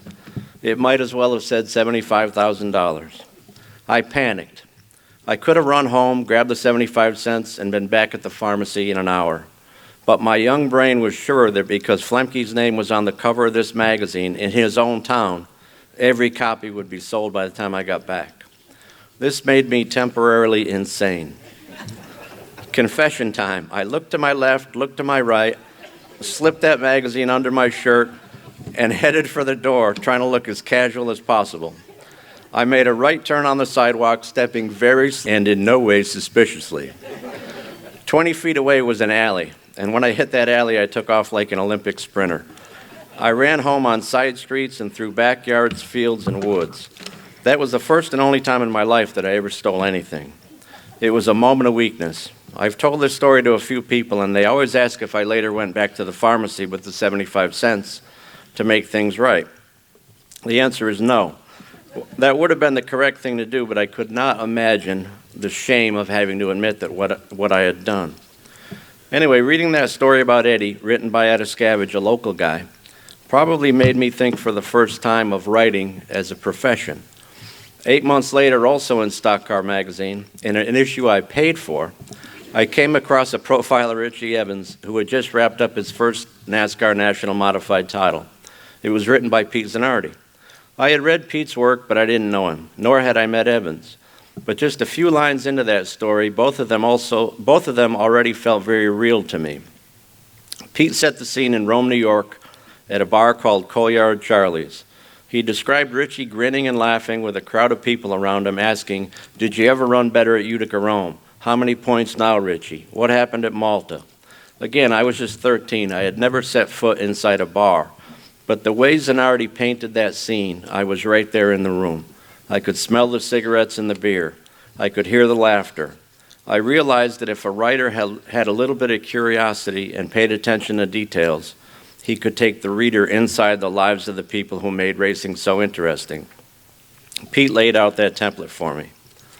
Down the line, I started traveling to various tracks with Ada Scavenge, and by 1976, just before my 16th birthday, he lined me up to write a weekly column for Gator Racing News. 3 years later, in 1979, Val Lasser, a friend to so many of us, hired me not only to write for Speedway Scene, but also to work there in an editorial role that lasted 9 years. Looking back, that was my break. In 1988, Dick Berggren took me on as a columnist and feature writer for Stock Car Racing and its sister publication, Open Wheel. Sorry about that. If Val gave me a break, Dick gave me the start of a career, and I appreciate that more than I've ever been able to tell him. Thanks largely to Ada Scavenge, Zanardi, Lasser, and Berggren, it's now been 50 years that I've been introducing readers to feisty drivers, grouchy old mechanics, risk-it-all car owners, and cunning promoters. It is work that I enjoy. I also need to acknowledge the following really quickly. Rob Snedden, who for several years was the editor of Open Wheel, Carl Fredrickson, who 15 years ago picked up where Berggren left off, publishing Speedway Illustrated. Everybody told him that the print media was dead and gone. Well, Carl continues to produce what I believe is the only monthly magazine devoted to oval track racing. Lou Boyd and Kerry Stratton at Coastal 181, a great bookseller and a great publisher. I've written 21 or 22 books now, and Coastal published all but a few. They're wonderful people. And Bruce Cohen, who's been a reliable sounding board for me forever. Lastly, my wife, Dory. If some folks gave me a break and others gave me a career, Dory has given me something that, despite the chaos I create, is close to a normal life, about that close. I'm thankful for that and for her. But to circle back for a moment, there's a good chance that none of this ever would have been possible if not for this issue of Stock Car Racing magazine and the larceny it brought out in me as a 13-year-old. So come on, who says crime doesn't pay? That's it. And we're out of here. Thank you. Our next presenter has been an announcer, broadcaster, promoter, car owner. He's played many roles in Southern New England racing, including program publishing, announcing, promoting tracks, promoting TV and radio shows. He began his career in the early 1980s with the Coastal Racing Association and spent over 40 years announcing at New Smyrna, and is closely linked to a track that a lot of us hold close to our hearts, the Riverside Park Speedway. He's been the special advisor at Thompson Speedway for over 21 seasons, a notable announcer at Stafford, and helped bring short track racing to regional TV and radio. He's also received the Frank Marotta Award, and he was inducted into the New England Auto Racers Hall of Fame. But also, in 2005, he said to me, "Dave, watch the cars, because next week you're on." And he is one of the reasons that I stand in front of you today. So, to bring to the stage, please welcome announcer, mentor, and friend, Mr. Ben Dodge, Jr. Well, first off, I'm very honored to be a part of this group here today. I see so many people, so much the history of the sport that we all know. But today I've got a special duty, and it's a duty that I'm honored to present. I'm going to tell you a little story. I'll make it as quick as possible, but there's a driver in the room. His name is S.J. Avanson, and here's how it all began. From humble beginnings, This son of a farmer developed a passion. At 12 years of age, he made his own half-mile dirt track in a cornfield. His name was Steve Avanson. But that was just the start of a dream to race. And more important, was a man who really loved auto racing. Those junk cars in that farm field set the stage. Quickly, he learned of a real racetrack over the line in Agawam, Massachusetts. It was referred to as the park. Imagine that. They called it Riverside. Steve quickly saw his passion come to life. Only problem was he was 14. And in those days at 14, how could he race or even get into the pit area? The poor farm boy found a way. There was a hole in the fence next to the shooting gallery at Riverside Park Speedway. The smell of menthol came through that hole in the fence and led him to his field of dreams. In the early 60s, he found his own dirt novice car, a Ford flatback. If you don't know what that is, well, not much of a race car. But him and his brother built a new car. Harvey Tattersall, the king of deals, he was a part of it. He saw something special in Steve. He gave him money to race on Tuesday nights at the park. First year, he was fourth in the points. Then he developed a relationship with legends, people like Ed Patnode. They all took a liking to this kid called Steve Avanson. Steve had found his racing dreams on the United Circuit. He built his first real race car. In 1970, it was a Ford Fairlane at that time. Town garage, believe it or not, he stole a gallon of orange paint that they used to paint the plows with to paint his race car. But it was part of that story. He built that race car, and of course, with the help of Billy and Cliff Lyons, they were now a real race team. He hung out with the Riverside legends, people like Dick Dixon, Giacomo Giacomo, and the legendary Rini Charland and more. He won his first Riverside United title in the Grand American Championship Division.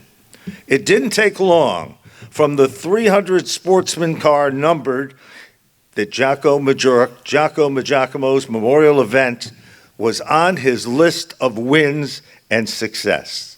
The Fame 8 car, owned by Bob and Jack Macchio, even won the Riverside 500. But wait, hold on a second. There's more to this story. Because unfortunately, Steve Avanson, well, he got caught with a little bit of a problem. So because it was a 500-lap event, well, he decided to add some gas, not up front or not in the center of the racetrack, behind everything else. And he got caught. So, wasn't a good day. So guess what happened? Well, he got DQ'd for that. Legendary Bob Pulvereri was given the victory. To this day, Steve says he won that 500-lap event. And it was a bunch of bull that they gave Bob Pulvereri that trophy. Bob and Steve became best friends later. The stories of snowmobiling. And of course, if you know Steve Avanson, he's a prankster. What do I mean by a prankster? Imagine doing this, taking those old work gloves, cutting the end of the fingers off them, then dipping your hand in black paint, and then telling Bob Pulvereri that they just went snowmobiling with, that he had frostbite, and he was never going to be able to race again. But that was only part of the story, because the next part of the story was the best part. All of a sudden one day, Steve Avanson went to a tag sale, and he bought a knockoff copy of a Rolex watch. Can you imagine that? He was so impressed by it. It looked so real. Well, guess what? He went to see his old pal, Bob Pulvereri. He said, look at this baby here, what I got. You know how I got this? Harvey Tattersall gave it to me because I really won the race. So Bob Pulvereri looked at the watch and he said, I don't believe this. This isn't right. I should have that watch. I won the race. Well, unfortunately, it didn't work that way. Here we are, years and years later, and Bob Pulvereri still has the trophy, and S.J. Avanson still has a $10 Rolex watch. So, as we continue on, still Steve had a void because he wanted to go big-time NASCAR racing. So, Leo Matty, along with a car that was built by John Steiger, they lost 3 engines the very first 3 weeks the car raced. They had 3 different owners. They had everybody involved, including lawyers, the neighbors, and everybody. It was a tough time. But Steve never gave up. Never, ever did he give up. From then on, the owners of the legendary Luther Hosner cars, Ed Conley, John Lucas Savage, in his famed One Connecticut, Lenny Bowler, and for the first time, this guy won the last race held on the 5th mile at Riverside Park Speedway. And he also won the very first race on the 1/4 mile at Riverside Park Speedway. Now, you might wonder how he became SJ. Renee Charland, we know, was a character, and we know that if Renee took a liking to you, it was something very special, nothing to sneeze at all. So one day, Renee, who was trying to charm some pretty girls, doesn't surprise any of us in this room, but anyways, Renee said to Steve Avanson, "You're never going to go anywhere with that name in racing. You got to have a handle. You got to have a name." So he asked Steve what was his middle initial. Steve said J. From that day to this day, Steve Avanson became S.J. Avanson. He then drove for Bob Garbarino, Billy Simons, Burt Chamberlain, and became a professional welder by trade. Among his most proudest accomplishments, and rightfully so, is his beautiful wife Carol, his son Dale, and daughter Marissa. The best story that I can tell you, well, one of 2, but the best story that I can tell you is that SJ went to Richmond. He wanted to compete in the modifieds on that big stage, remember? He met Benny Parsons, truly one of the legendary nice guys in the sport. While meeting Benny Parsons, he told Benny a story that, guess what? That he was going to vacate the driver's seat, hand the magic wand, the shifter and the steering wheel over to his son. Benny Parsons was impressed by a father would do that to his son, and so, well, they developed kind of a bond. They also met again at Pocono, and Benny literally went over to talk to S.J. Avanson and his son. Well, guess what? All hell broke loose. S.J. was madder than a hornet at his son because they took every cent and dime they had to buy a set of tires, and poor Dale had spun out and flat spotted those tires. So unfortunately, it looked like the day was over. Benny Parsons stood back and he said, "What in the hell is wrong with this guy? I thought he was a good guy, S.J. was." But in reality, Benny reached into his checkbook and he bought that set of tires. That's because S.J. Avanson was somebody special. He was hard-nosed. To sum it up, S.J. was the real deal, a legend who left us all with memories, a true definition of a real modified star, someone with grit, passion, and even a good left hook. Now, I'm going to tell you my favorite story with S.J. Avanson. It just happened about, well, maybe a month ago. A driver that used to drive for me by the name of Bruce D'Alessandro's mom had passed away. So we went to the services, and the receiving line was there. It was quiet. You could have heard a pin drop. And I'm sitting in the back of the room holding court, not very far from the D'Alessandro family. They've been lifetime family friends of mine. So through the door walks S.J. Avanson. So he comes through the door, and I go, "S.J., good to see you. How are you?" He comes over. No lie, he talked to me for 30 minutes, nonstop. So when he's done, he goes, "Oh, I got to go see Bruce over in the line." So he walks through the receiving line. He gets to Bruce D'Alessandro, and he says to Bruce, By the way, Bruce, have you seen Ben Dodge lately? And Bruce D'Alessandro said, what the hell is the matter with you? You were talking to him for 30 minutes. He turned around. The room was deathly silent, I want you to know. And he said, what the hell happened to him? So he really kind of put me in my place. Last thing I want to do before I bring up this great individual, I want to show you something. I had a policy for the entire time that I ran Riverside Park Speedway and that I ran Thompson Speedway and any place that I was in charge, not the announcer, the guy in charge. My policy is I would send every competitor, a lot of you people in this room would receive these, I'd send them a personally wrote card. Here's one that says, outstanding achievements to be honored. Inside, it says, congratulations, Steve and the 35 crew. Great job with your new car. I know this has been a tough and difficult journey, but you have won and you deserve it. We couldn't have a better representative than you. Good job, signed Ben Dodge. He kept this card all these years and gave it to me today. That's S.J. Avanson. Ladies and gentlemen, would you welcome this gentleman as a legend of the Hall of Fame, S.J. Avanson. I have to tell you something. What's my name? Eddie Dodge. No, my name is Harvey Tattersall. When we're done in this room, we're going to go down the hill to a little shack and I'm going to slip you a couple of bucks. What do you think of that? Okay. Benny, I want to thank you, Benny. You're welcome, S.J. You're very deserving. You're a great man from a great family. Ladies and gentlemen, would you welcome the legend, S.J. Avanson. Before Benny goes off, you know that Benny just got an award from Seekonk Speedway, and for all the years of his dedication to racing. So he needs a round of... Thank you. S.J. And I know who you are now. You do.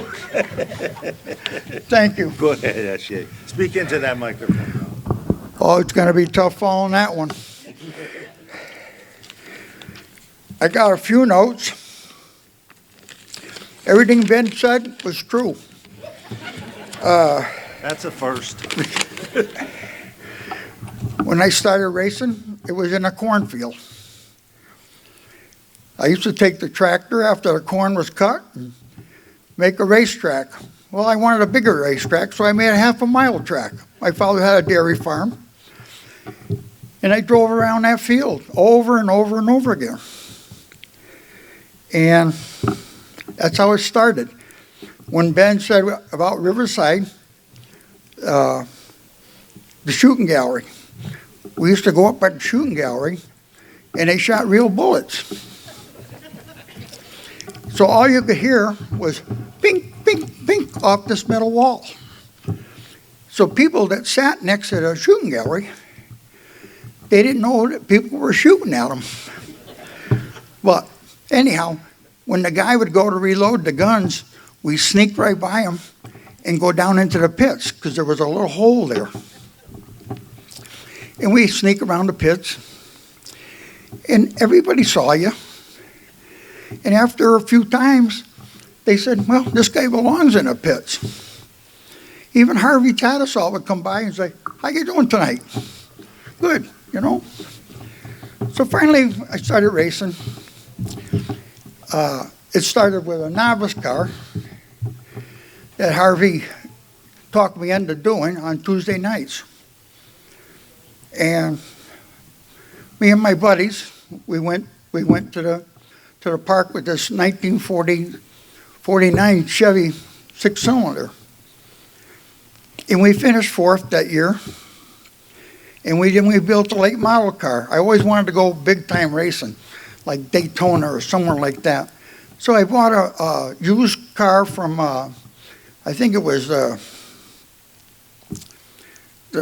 Connecticut auction that they used to auction off the cars. and it was a 69 or 70 Ford Fairlane. And we started racing late model cars.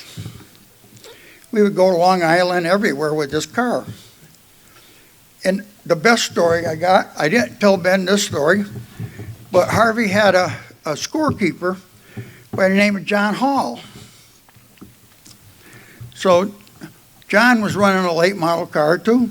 So we went to Lime Rock. And at Lime Rock, they were going to have 3 different races, 25-lap races. So the first 25-lapper, I go out and a car is sputtering, something terrible. So we come into the pits and we finished that 25-lapper and decided to take the carburetor apart. If any of you know about old quadrajets, they got a little rubber ball bearing in there. So wouldn't you know, we take the top of the carburetor off and this ball bearing falls down the intake. So now what do? They're going to start the second 25-lapper. So we finally we took the first spark plug out and spun the motor over, and the ball bearing come flying out. And so we lost it in the dirt. So we looked for it, and by this time the race is going on. But meantime, I had started that race, and I had to pull it back in because the carburetor was terrible. So John Hall, he actually wins that race, or the 25-lapper, for the sportsman cars, not for the big class. So we go out in the last one, and we finished that one. And everybody said, "You never even raced the second one." I said, "I know, but don't tell John Hall," because he wanted a trophy. But anyhow, we kept the trophy, just like Paul Ferrari kept my trophy. You know? I wasn't going to talk about this today, but a few years back, Bob says, "Hey, you want to go snowmobiling?" I said, "Where?" He says, Canada. I said, "I haven't been on a snowmobile since 1972. He says, "I got one. You come with me." So Dan Avery says, "Yeah, go with him." So I went. We drove 8 hours into Canada, and it's dark out now. And about 8 o'clock, I'm going to back this up. On the way up to Canada, I says, "You know, Paul Ferrari, I won that race, that 500-lap race." He said, "No, you didn't." I said, "Bob, I qualified ahead of you," and it was a 2-man team. I said, "I qualified ahead of you, and I finished ahead of you, and I got a 1-lap penalty, and I had a lap on the field. So I'm going to ask this question today, right in front of everybody, and that'll be the end of Paul Ferrari. If I started in front of Paul Ferrari, and I finished ahead of Paul Ferrari, and I got a lap on the field, doesn't that mean that I'm still ahead of Paul Ferrari?" I think I was. Paul Ferrari says no. Ben was right about the watch. I said to Paul Ferrari on the way up, I said, "Harvey gave me a watch for winning that 500. He said, "Well, you got to give it to me." I said, "For what?" He said, "Because I won the race." I said, "No, I won the race. I got this Rolex watch." I never did tell him until Ben just told him. It was a $10 Rolex. But anyhow, I'd like to thank my family, my friend Nick and Aaron Cannell, and Paul Bennett and his wife, Granby Dave, My friend Walter, he was my bodyguard. I needed a bodyguard at times. And he's probably the strongest guy I ever knew. My son, Dale, and his wife, and my grandchildren, Abbott and Quinn. And I'd like to thank Bobby Dragon, Chuck from Chuck's Towing, and my daughter, Marissa. Marissa should have been a race driver because Marissa, she didn't take anything from anybody. She was like me. I opened my mouth and got in a lot of trouble. Well, she was the same person.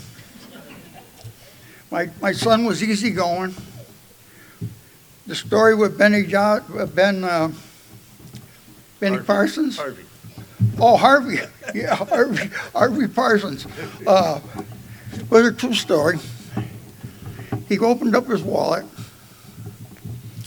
and my wife and I were up in Canada, and we came back across the Mackinac Bridge, and I'm sitting in my vehicle or camper waiting to go, and my wife comes up and says, "Somebody knows you." I said, "Who knows me?" She said, "Come on down here." Well, it was Benny Dodges. Here we go. Benny Parsons' cousin. They didn't know about the story. I told them about the story, and they said that's the kind of guy he was. And Ben Dodge knows that that's the kind of guy Benny Parsons was.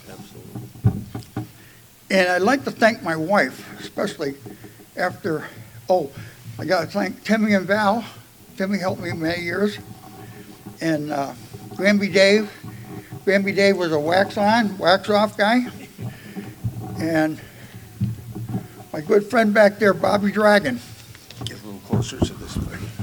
My good friend Bobby Dragon and his wife and his friends. I'm getting a little cotton mouth here, but maybe it's trying to get some water. I've been having some health issues too myself. I'm having a hard time breathing.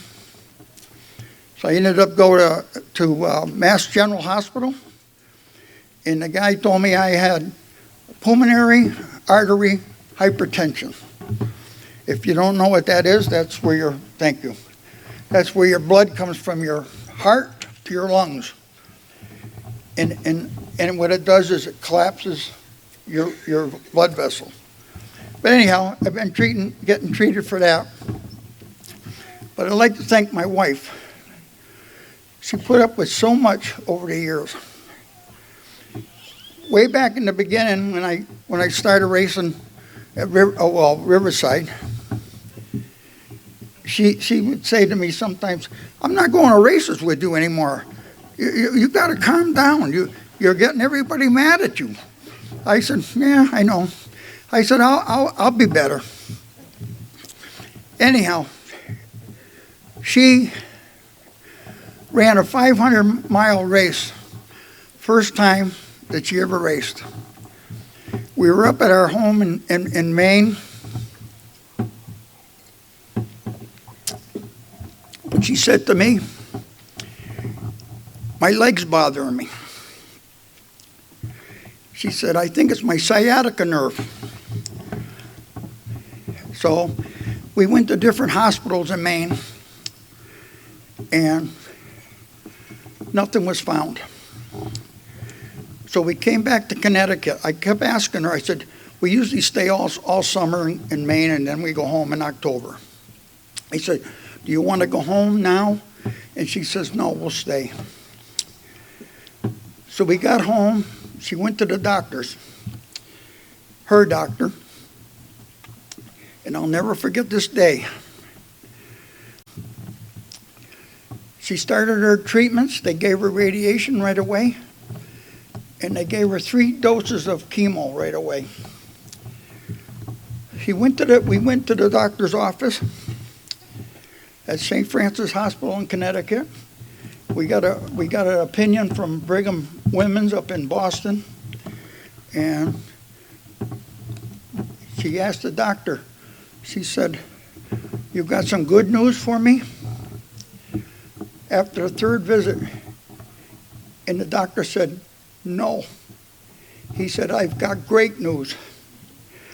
And I broke down, and she finally broke down, and the doctor gave her a hug, and they all cried. We all cried. He said, I got great news. The tumors are gone. She did 3 more treatments of chemo, and Carol's right over there, perfectly healthy, and she's cancer-free.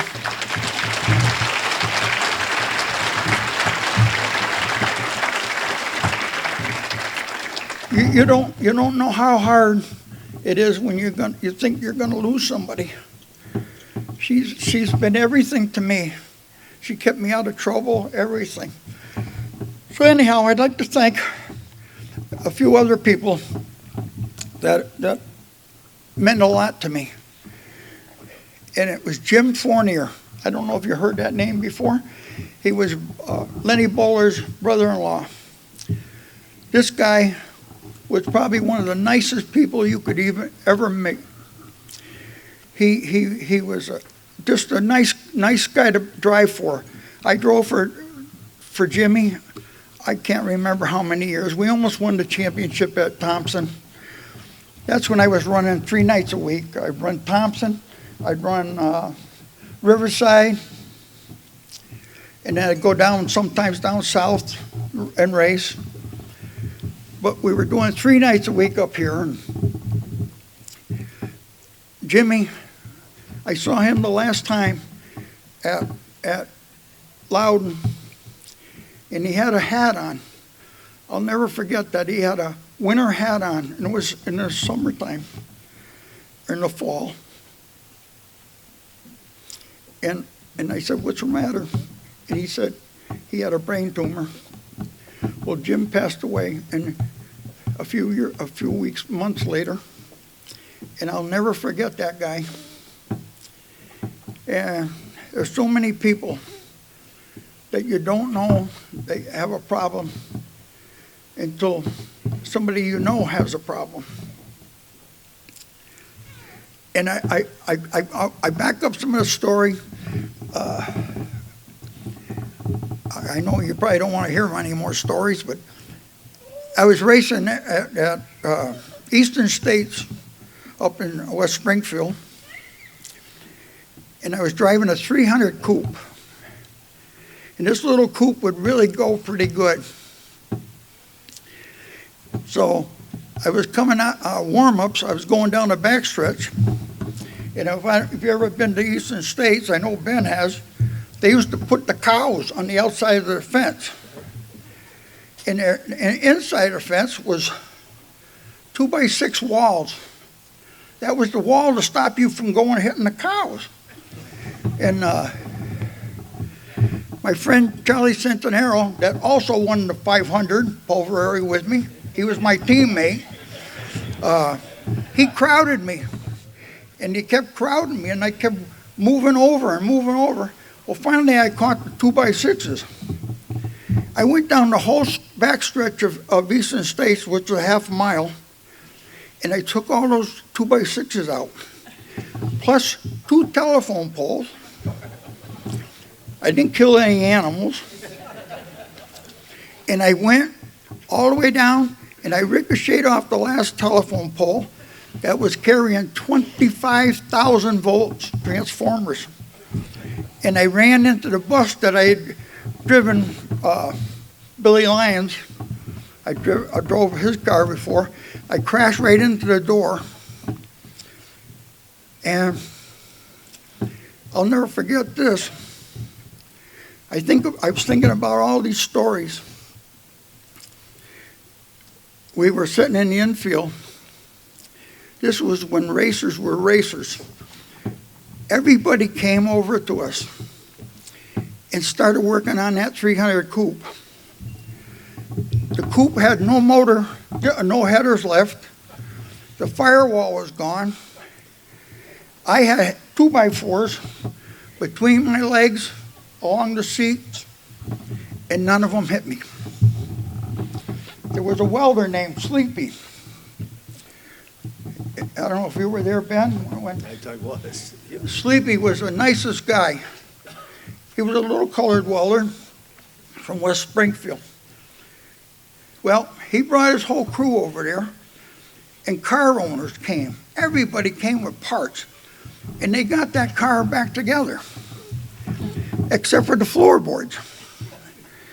And he says it was an old Ford coupe, and it had an X-member in it. They said, you think you can hold your feet up on that X-member and try to qualify? I says, yeah, I can. Well, I went out and I qualified that car. I got all the way up to 7th, I think, with a sportsman car against the 340 modifieds. And once you know, the right rear tire, the only tire that they didn't put a new tire on, had a 2x6 splinter in it, and it finally went through the tire and had a flat tire. But anyhow, we finished, went back out and finished. And then another good time was Seekonk, Westboro Speedway. They had a real bad bump in Westboro. Kenny Bouchard can tell you this. It had a bad bump. But if you could get over that bump, you could really make some time. So I went there with the Macchio car, the number 8 car. And I ended up qualifying up front. And I led the race. It was a 100-lapper, I think it was. And at about 50-mile marker, 50-lap marker, the seatbelt come undone from going over that bump. So now I don't have any seatbelts. So I kept pointing down on the racetrack to the starter. So he finally threw the caution flag. Whitey Saborin, his name was. He come down on the track and he says, "What's on the track?" I said, "Right here." He looked and he saw that I didn't have any seatbelts on. He says, "Buckle them up." So I did. And we went out and won the race. And I never thanked them for it, but I thank them now. And I guess I gotta be quiet now. My wife said, are you clapping because I'm gonna be quiet? Oh, okay. Anyhow, I could tell some cool stories about other things, but okay. Ladies and gentlemen, give him a nice round of applause. This is what the sport was founded on. S.J. Avanson, a character, and all of that and much more. Our next guest, inducting Irvin Brother Eastman, was a scorer, announcer. He's been involved in racing for over 50 years, beginning as the son of a track announcer, at first sitting in the grandstands with his siblings. As he got older, he would get lineups from the handicapper shack and run them to his father in the tower. By 15, he was working as an assistant scorer. Later, he became the chief scorer for both tracks and eventually announcer at Devil's Bowl, 20 years, and Albany Saratoga Speedways. Relocating to Lebanon, New Hampshire, he transitioned to announcing Dartmouth College football and hockey for 25 years, and now occasionally fills in for Dartmouth and handles basketball PA at his local high school. Living in Lebanon with his wife Sharon, and he enjoys everything that New England has to offer, please welcome John Cameron. Good afternoon. Again, congratulations to all our inductees today. I'm here to introduce you to a driver that I never got to see race. I grew up on the western side of Vermont. My father was a radio man and a track announcer at Devil's Bowl in Albany, Saratoga. That's where I grew up watching races in the 70s and 80s. In the same time frame, Brother Eastman was making a name for himself on the eastern side of Vermont and into New Hampshire. As fate would have it, I followed my father's footsteps, became a track announcer and a radio man. In the early 90s, my wife and I moved to Lebanon, New Hampshire, in an area that's known as the Upper Valley. By then, Brother, who lived in the same area, was retired from driving and now on to the second half of his racing life, that of a racing sponsor, and the #1 fan of his son's up-and-coming racing career. I began to venture around tracks in my new area to find out the scene, and a year or two after getting the flavor, I started a racing show at the local radio station I was working for. I'd wrap up action from local tracks and regional series, and then I thought maybe I should interview a driver or two. I started to ask around as to who people thought I should interview, especially if they were from the Upper Valley. And 4 names kept coming up. There was Butch Elms, Jack Bateman, Peter Daniels, and Brother Eastman. Well, the first 3 I'd seen race. They were all still currently active and racing weekly at local tracks. But Brother Eastman I hadn't heard of. However, I thought, what an interesting nickname, Brother. I wondered if he was a deacon at his church or a Franciscan monk, and then I met him, and he's not. I would describe Brother as a man with a devilish smile who's quick with a joke. Turns out his nickname came from childhood. Although he's not Junior, he did share the same first name as his father, Irvin, and his father was very instrumental in his racing career. Probably to avoid some confusion, his parents would say to his older sister, "Go help little brother," or "Could you watch Brother for a minute?" Once his sister started calling him Brother, it just stuck. It became his nickname through school and work and his racing career. I finally did get to do a short interview with him on the phone one evening. He was pretty humble. It was a pretty short interview, and I really didn't learn much more about him. Maybe a year or so after that, he opened up a garage in Lebanon, so I started bringing my cars to him and hanging out a bit. I saw some racing pictures on the wall, and I asked the backstories. Slowly, I began to get a better picture of what a stellar driving career he'd had. I went to some races with him and his son Danny, and on the long rides to and from tracks, I learned more and more. Now, I've been around racers and racetracks for most of my life, and I know one thing. Winning a track championship is hard. Winning double-digit track championships, winning championships at different tracks, and competing successfully on both dirt and asphalt is really impressive, and that's what Brother had done. Well, somewhere along the line, a fascination with a nickname became a friendship, and I was honored when he asked me to introduce him here today. Ladies and gentlemen, would you please welcome 2025 inductee, Brother Eastman. I'm glad you're all here. This is a great honor for me. And first of all, before I begin it, this is a picture of my dad and myself in 1970. Without this man, nothing is possible. No Eastman racing, no nothing. He was everything to me. I didn't get enough time to tell him, but I'm telling him now, and I want him here to share this with me. Thank you, Dad. And I want to thank John again, also for coming with his lovely wife, Sharon. And I want to thank Neer for this great honor. It means everything to me. Last couple of days have been real hell because I didn't know how I'd handle it. But anyway, I want to introduce myself. As John said, my name is Irvin, Brother Eastman. The nickname is Brother, given to me by my sister. And that stuck with me, and I'm really, now I think it's quite an honor to be called Brother. As I grew up, I went to Ken Squire's racing track at Thunder Road every Thursday night, every Saturday night at Waterford Speedway. Dad and I became very good friends and better friends, close time, quality time. And our favorite driver was Roy Pappy Forsythe. I loved that man. As I grew older, I went in the Army for 3 years. I was home on a furlough for 30 days, getting ready to go to Vietnam for a year, 1968 and 69. My dad said, there's a track up in Bradford while you've been gone. You got to come to this track. It'll get your mind off things. Well, we went up. When the cars came out, there was dirt, there was crap going everywhere, but I was hooked. I just loved it.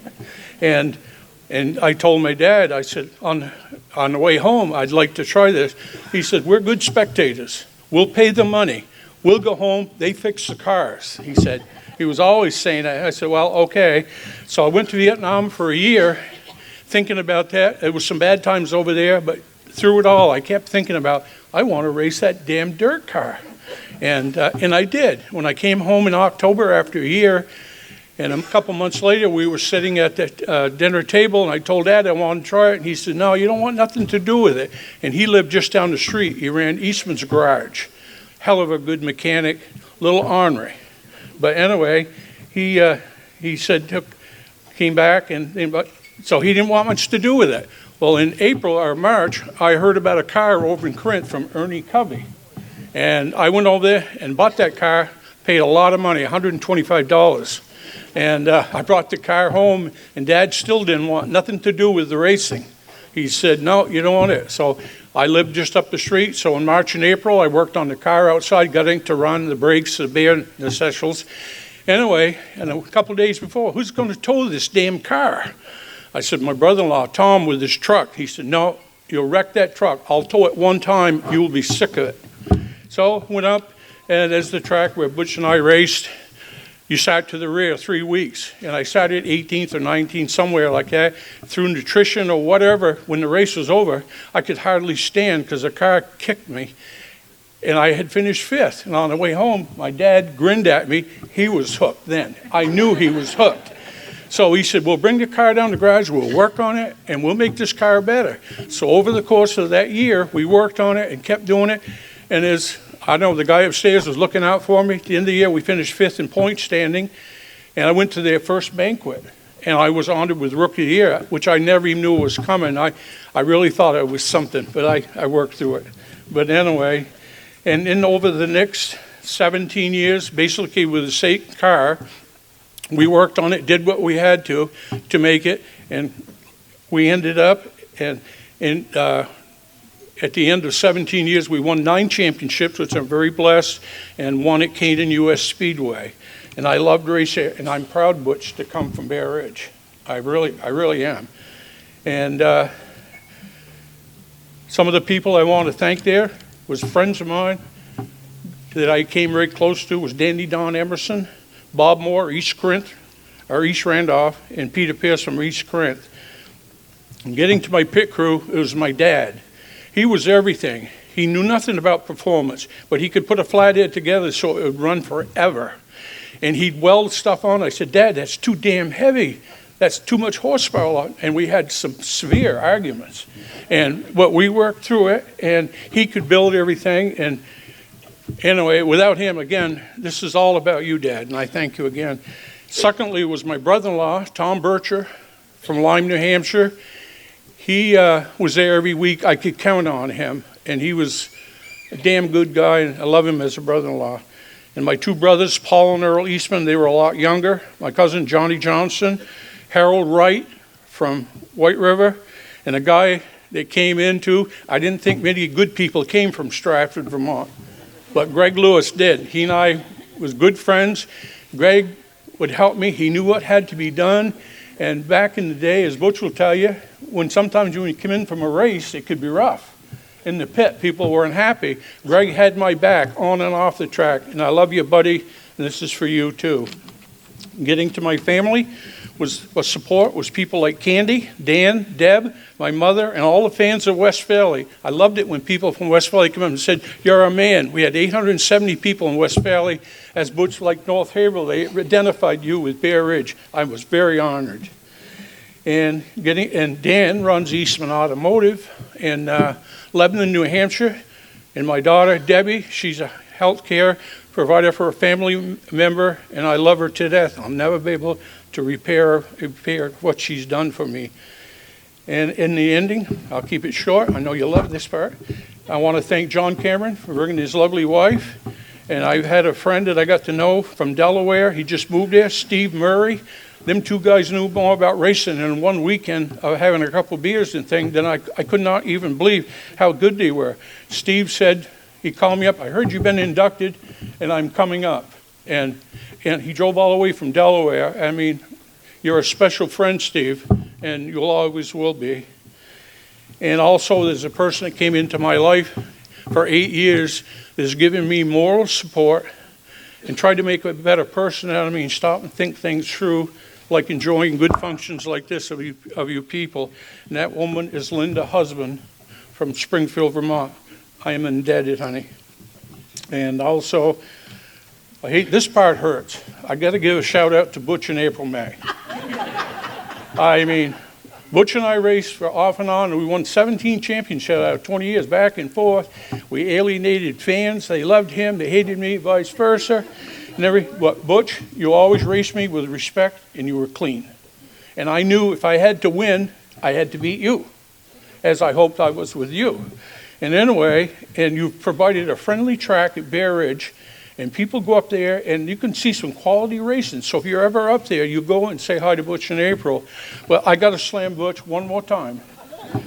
I think the real brains behind Bear Ridge is April May.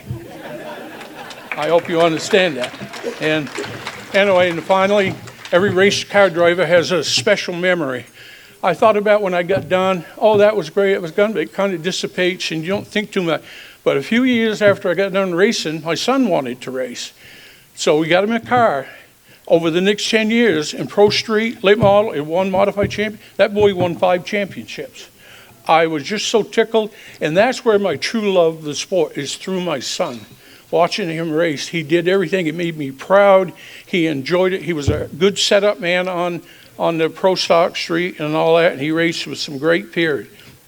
And the last statement, as we get older, a lot of people look to the guy upstairs because you got a lot of aches and pains, and I guess we all do, and I guess I'm guilty of that, and I've been reading the good book a little, and there's a verse that came to mind that makes me happy. Every day I wake up, I think of this verse.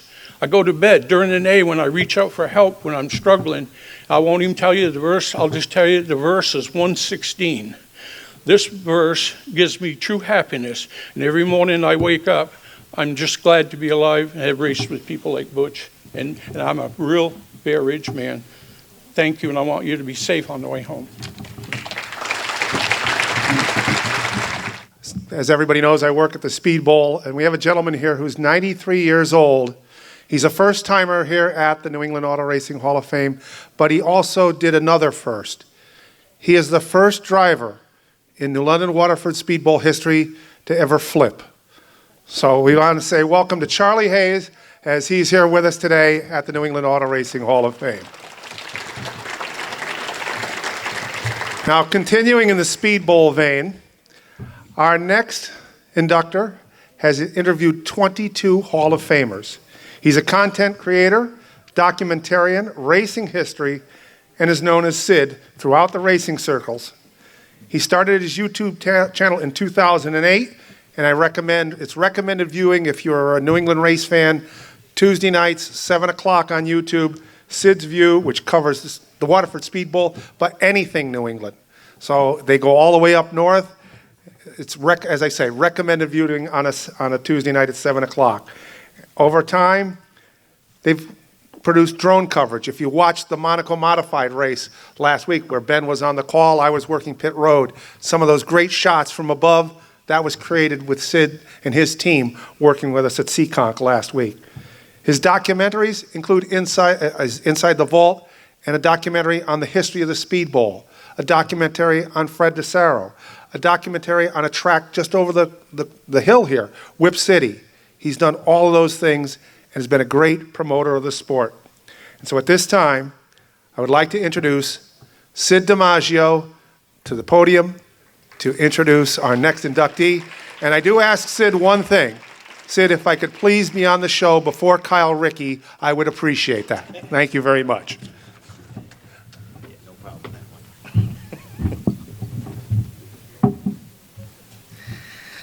Hi, everybody. Great to see everybody once again.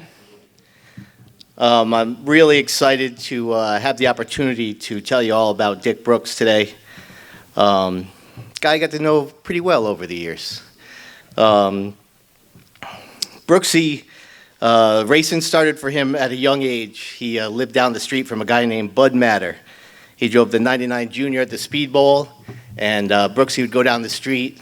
Bud would let him maybe buff out some battle scars off the car or sit in the seat. Soon after, his family moved behind the Speed Bowl in a house that he still lives in today. And he would sell illustrated speedway scenes for Shani Lorenzen. By the 60s, he was building cars. He had these powder blue coupes, number 65, 651 or 65. Guys like Johnny Svanberg, Walt Dombrowski, and Hall of Famers Charlie Webster and Billy Harmon drove for him. He told me when I interviewed him for the documentary series, which I like to call the Godfather offer, he said in 1970, he had the two-car operation with Charlie and Billy driving for him. The guy from Islip Speedway came, cash in hand, offered him money for the whole operation, cars, trailer, the whole deal. And it basically said he made me an offer I couldn't refuse. And just like that, his car owning days were over. A couple days later, the Speed Bowl race director at the time was John Whitehouse. And he called Brooks. He said, hey, if you're not running, do you want to be part of my staff? And with that started his career as an official. The following year, 71, Whitehouse went to Thompson Speedway, and Brooksy went with him, which was the first of the still active streak of 55 straight years that he has been an official at Thompson Speedway in some capacity, including long times as flagman, chief steward, and race director. 1976, Bill Slater led the effort to bring the modifieds to New Smyrna's World Series during Speed Weeks, and he brought Brooksy there as his flagman, eventually becoming race director down there for that series. It was the start of a 30-year relationship he had with those events. In the late 70s, he was part of Dick Williams' Coastal Racing Association. See him flagging at Westboro, sometimes Waterford. Some of you may remember he actually cheated death at Westboro because the cars crashed right into the flag stand, and somehow he was able to get out of harm's way. In 1983, he went to Riverside Park and was the flagman there, eventually race director. Stayed there till the park closed in 99. He's actually in the Riverside Park Hall of Fame. Those are actually the first times when him and my Aunt Mary would take me to the races. And as I always tell people, they ask me how I got into the sport. Those Saturdays, me and my cousin Rich spending the day going on the rides at Riverside and then watching the races was just like the coolest days ever. In 85, Jerry Cook called Brooks. He asked him to be part of the crew for the NASCAR Modified Tour. He did that through 2023. Twice in the 80s, actually not twice, 89 and 98, Brooksy and his wife Mary were recognized by NASCAR Regional as team players and received the award in both those years. And Brooksy also was a member of the original team in the North-South Shootout that Charles Kepley created. And he was with that event for close to 20 years. It was a long career with almost all modified events. In some way, you could find Brooksy around those cars. Before I bring him up here, I just want to tell you a couple quick stories. He also was a successful businessman. His Connecticut auto radiator shop was right down the street. And he supported the racing with ads and programs, trade papers, even sponsored a couple modified races along the way. But the ads were probably had the best slogan ever. Connecticut Auto Radiator, the best place in town to take a leak. I mean, it's tremendous, right? You can't beat that. In the late 90s, my cousin started racing. And those were great times. My whole family would go there to watch them. And it was rare that Brooksy or my aunt could come down there. When he started, Riverside was still open, but even after it closed, they were usually with the tour. But I remember this time in the pits. And at Waterford, you'd go up on the north pits, and you'd be in turn one. The cars are coming. And Richie's doing good. It's a heat race. He's on the outside, and I'm like trying to see what's going on here, right? He's wheeling it. And I keep like getting pushed. And I'm just about to turn and ask this dude to stop bothering me.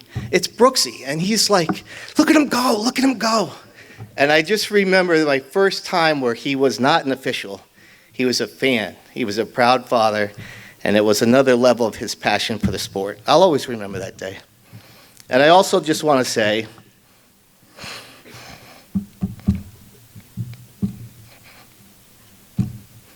my aunt and uncle exposed me to the sport as a kid. I think we all know. I thought this wasn't going to happen. I think we all know how important it is to be exposed to the sport when you're young. And I thank them for that.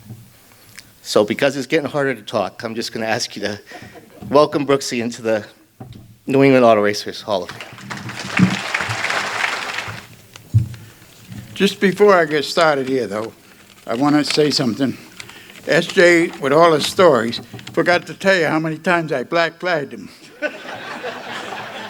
But we become good friends after, you know, I just wanted to mention that because I knew he forgot that. I don't think he forgot it, but anyway, I like to take a minute and thank all the new inductees for 2025. And I'd like to thank the Near Hall of Fame and their committee. It's been a big honor for them to bring me into this Hall of Fame, and I thank them.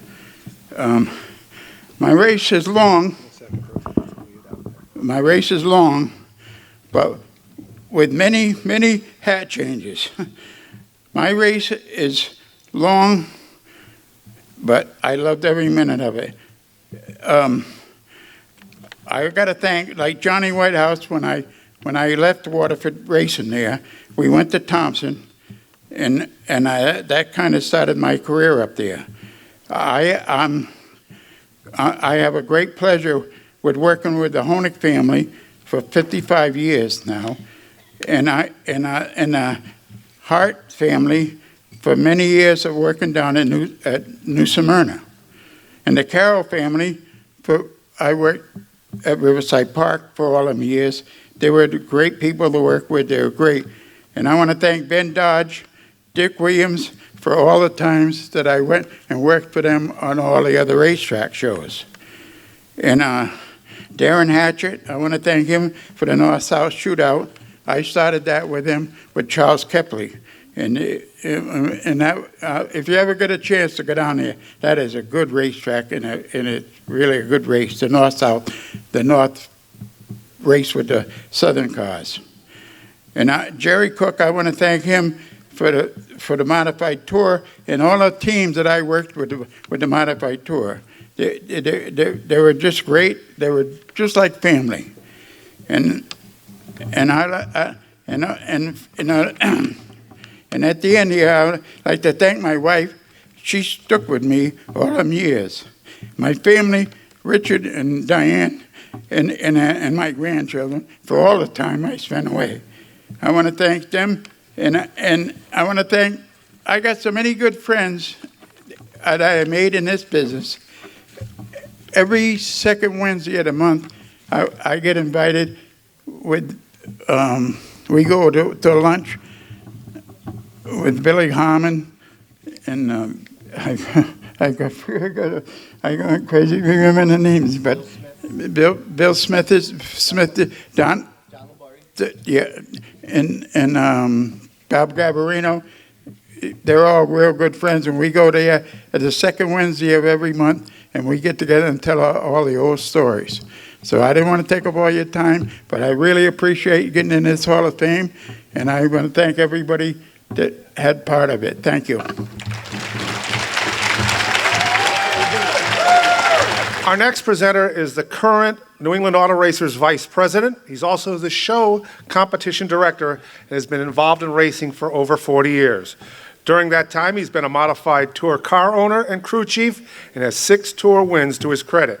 He enjoys being at the racetrack weekly with a passion for 410 sprint cars and anything vintage-oriented. He's received several awards, including the Near Charlie Stebbins and the 2016 Near Dean Party Award. And 5 years ago, he gave me a call and said, Dave, would you consider taking over being the Master of Ceremonies? So at this time, please welcome Rich Goucher. My name is Rich Goucher. Dave's already said I'm the Vice President of NEAR. I also go to all the running and still events throughout New England. As a member of the Hall of Fame Selection Committee, I'd like to congratulate all being honored here today. I've been given the distinct honor of introducing our inductee, Bruce Gomer Taylor. I've known Bruce, who I will affectionately refer to as Gomer from now on, since the 80s when modifieds ran weekly at Stafford, Riverside, Thompson, and Waterford. Gomer was a highly respected, competitive, but always clean racer that came from humble beginnings and raced against the best in the business. Gomer's first laps were at Golden Spur Raceway, later named Lakeville Raceway, in Mass. His first win was in 1969 in a 6-cylinder modified. That began a lifelong racing career across countless New England tracks and others in the country. Gomer spent a lot of time traveling with Len Bowler and Old Blue up and down the seaboard, the eastern seaboard. He was driving both cars and transporter up and down the eastern seaboard, and he drove the 03 as a team car, as well as the number 3 in many shows. He won the B Main in Thompson in 1978 at the Fred DeFaro Memorial, one of the best attended races in history.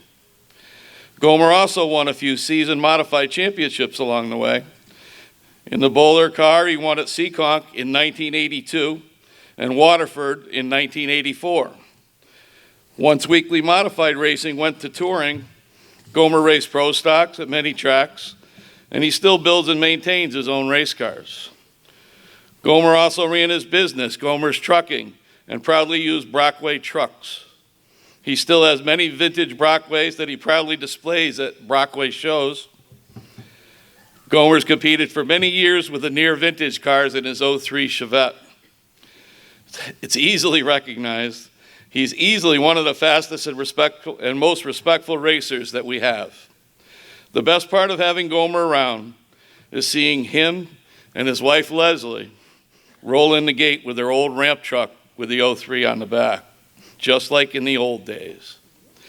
I'm sure they garner much attention on the highway everywhere they go.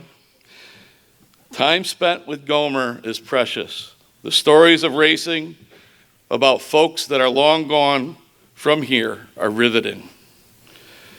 Bruce Gomer Taylor, despite his accomplishments in racing, is a very hardworking, salt-to-the-earth man who never met someone that did not become a friend. He's done amazing things with very limited resources. He's raced alongside the best in New England. Now he's been recognized, and he's being inducted into the Near Hall of Fame. Ladies and gentlemen, it gives me great pleasure to introduce to you Bruce Gomer Taylor. I call Rick the coach with my PG-13 rating. He's the one who always keeps us under wraps here. Where do I start? I think even my parole officer would be impressed to hear him speaking to a group of my peers. It's not even an AA meeting.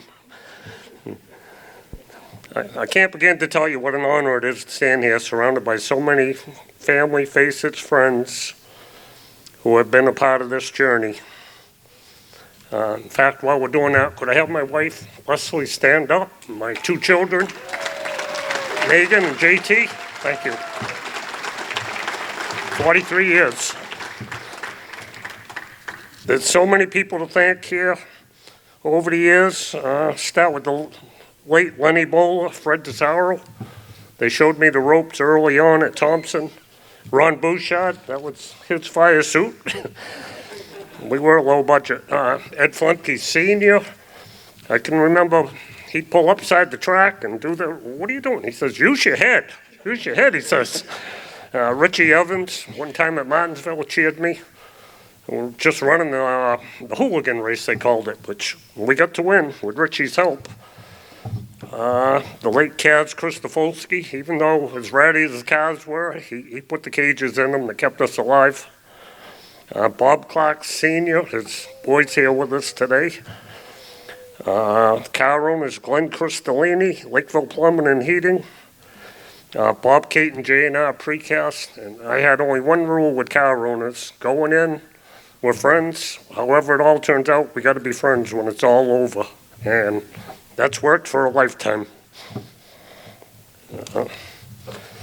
Folks here that came today, I was able to buy a few friends. Randy Caswell, Scott Weigel, Greg Fournier, Scott Richards of BRE, along with my grandson Logan, who's also employed at BRE. Those guys still today help me out with the antique racing. Promoters, Dick Williams, the Falcones, the Vandettis, all great. I wouldn't want to be in their shoes this day as a promoter, and God bless them for what they do. Let's skip a page there. As I said before, my deepest appreciation goes to my wife and children. Without their unwavering support, I couldn't have raced as long as I did. There were plenty of missed school events, family dinners that were left uneaten, anniversaries not celebrated. Can you see me shaking? All sacrifice chasing checkers or fixing wrecked equipment so we could do it again the following week. Your sacrifices never went unnoticed, and tonight belongs just as much to you as it does to me. My earliest memories, what got me all started at this, I couldn't have been 6 years old. They were running the cut downs at Seekonk. And to me, we had slot cars and stuff, but I see these little cut downs. And so I asked a friend, are them real people in them? Excuse me. And when he said it was, my reply was, well, I'm going to do that when I grow up. And a lot of you tell you, I never really grew up, I suppose, but we have fun. I started my first car at age 12 and pretty much got it built. They wouldn't let me race, so my brother, he ran that one for me. And that season, that was a 3-car season for me. I went from a 53 Chevy, a 1960 Studebaker, and then we got a 59 Ford Galaxy. I think that's why I like the Crown Vic series now. That was a $30 car, minus the engine. I had to pull a motor out of a Thunderbird that I paid $8 for, and we were race ready. Until it fell on its roof. But I did finish that race. They rolled it back over and sky ground one more time, but we got it. I went to Thompson, excuse me on the dates, but probably 72, 73. And it was a Bowler chassis, but that was it. We finished it, the old torsion bar cars and Buick drums and all that. And raced with some folks that are here. Eddie Flimke Jr., Paula Flimke was racing. Her dad's coupe now and then, Mike Whedon. And I believe we got Rookie of the Year that year. One thing at Thompson, welding insurance was $2. Well, I didn't have $2, but I had a crew member, Bob Clark Sr. He was a chicken egg distributor. So we'd pay our welding insurance with a dozen eggs and $1 and change. And that's how it went for us, honest. Low budget as could be. Back then, we had the 4 manufacturers of tires, Goodyear, Hoosier, Firestone, and M&H. And I know on more than one occasion, I was loyal to all 4 at the same time. Like Rich relayed, always around the Bowler shop. I cashed my paychecks there. I think I got to know him because my grandmother owned a restaurant, and I started working there, maybe 6 years old. And they talked about this guy. He's sitting at the bar, and he's got an STP T-shirt in. This was kind of a classy place. I'm not waiting on him, they says. He would go there, and then eventually I'm buying pots, and I'm bringing him the check from Tamarack Restaurant, and just cashing, just putting, and he would just keep scribble notes on old cardboard and stuff, and keep a balance sheet going. And that's how we paid for our racing. So 82, he was going through drivers quite a bit. And it was our turn at the wheel. And we only run the Seekonk. Lenny was going through health issues. And he's a budget racer himself. And we pulled one off at Seekonk. Probably more so because Bugsy got hurt that year. He was winning it going away with the Bob Gabriano car there. But we backed into a championship there. And the following year, I was released. But I don't like to think I was fired there, just repurposed. So Lenny still had the gas concession at Seekonk, and the Vendettis asked him, you got the gas, why don't you bring a car? Well, he's off tour racing now. And so we made a deal. He would get a car ready, and I was working at my business day and night. And so all I had time Saturday, pick up the car, go to Seekonk, and try to bring it back in one piece. But they called it the rubber bus. It was It was the worst of the worst, but it was a good car, but just not painted. And they said, no paint, you're never going to win. And that's how it went there. But I did my part. And then he built me a chassis. And the car is still run on the near tour, so you talk about a good car. That was probably 1983. We ran at Westboro with that car, and it was a feature winner. And we brought it to Waterford, put a Cavalier body on it, and got to be co-champion with Moose Hewitt, of all things. I still think Moose's daughter was the timing and scoring, so maybe I won by a fraction, but we won't dispute it. He was a good guy to share a championship with. The pro stocks at Seekonk, we went back to that in '85. We had tried the tour. We went to Martinsville. Like I say, we won that hooligan race, but promptly broke. And Jerry Cook knew the plate. He said, "Do you have enough money to get home?" Well, no, I didn't, but I had too much pride. He wanted to slip me a couple $100. I said, "No, we're fine. We'll make it." But I don't know if we siphoned gas to get home or what, but we got home. And then we said, we just can't do this. I had a family. My daughter was just born, trying to run the business, build a garage, all that stuff. And so we go to Seekonk, and that tied right in with my business. I had Gomes Trucking on the car, and you'd find work. There wasn't no internet back then. But everybody in my trade, John Tripp, everybody, hey, we're looking for a truck next week. Or you guys got trucks? I got a job. So racing and trucking went hand in hand with me. And then my children got into the quarter midgets at Thompson. And that was a good time. But if you ever saw us going down the highway then, you think the ramp truck brought attention. We'd put one car in the back of a Chevy Suburban, barn doors, so you had to take the bumper off the back, put that one in, 2 kids in the back seat, me and the wife, and then 2 cars on the roof. And thank God the Suburban had a sun visor. The tires hung right on the sun visor, ratchet strap it down, and the people would be pointing at us going to Thompson. It worked. We say I got to thank the Bouchards and Ronnie especially for all those fire suits I had from Foster Grant. And I guess his deal with the cop, he said they would ask him every week, what size are you this week, Ronnie? Because he did it for a lot of people.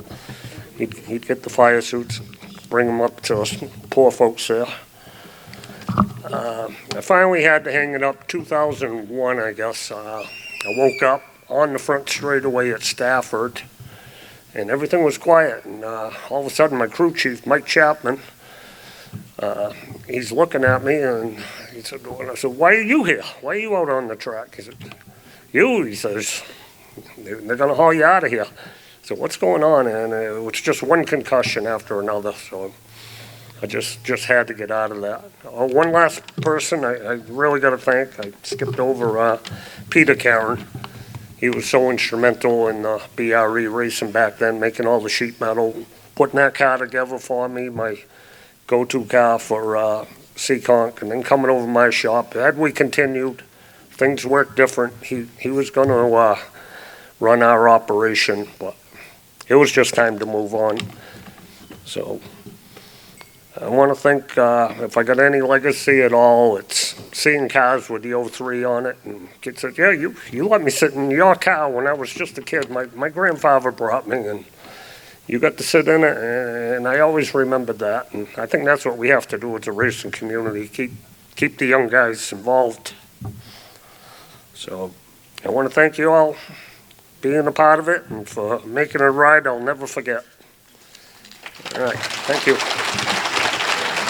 Our next presenter is a racing enthusiast, collector, a lifelong racing enthusiast, as well as all the other major sports, and also probably took a lot of money from Matt Buckler betting Patriots and Jets games. But playing sports, coaching was a big part of his life. Now retired, he enjoys golfing and traveling with his wife, Paige, and spending time with their adult kids, Katrina and Peter. Modifieds are his passion, having raced in the Sunoco Modifieds at the Thompson Speedway. And he recalls being smart enough, after getting 2 taps from Ted Christopher, not waiting around to get the 3rd one. He's been a part of the NEAR Selection Committee for several years and has been awarded the prestigious Dan Party Award in 2024. Please welcome the cruiser, Carl Oberg. I'm on the board of directors here at Star, but more importantly, I am a lifelong racing fan. I'm honored to be standing here in the presence of all you Hall of Famers and your family members. Today, I have the opportunity to break some new ground for NEAR, as I soon will be inducting Mr. Tony Hirschman from Northampton, Pennsylvania, into the NEAR 2025 Hall of Fame.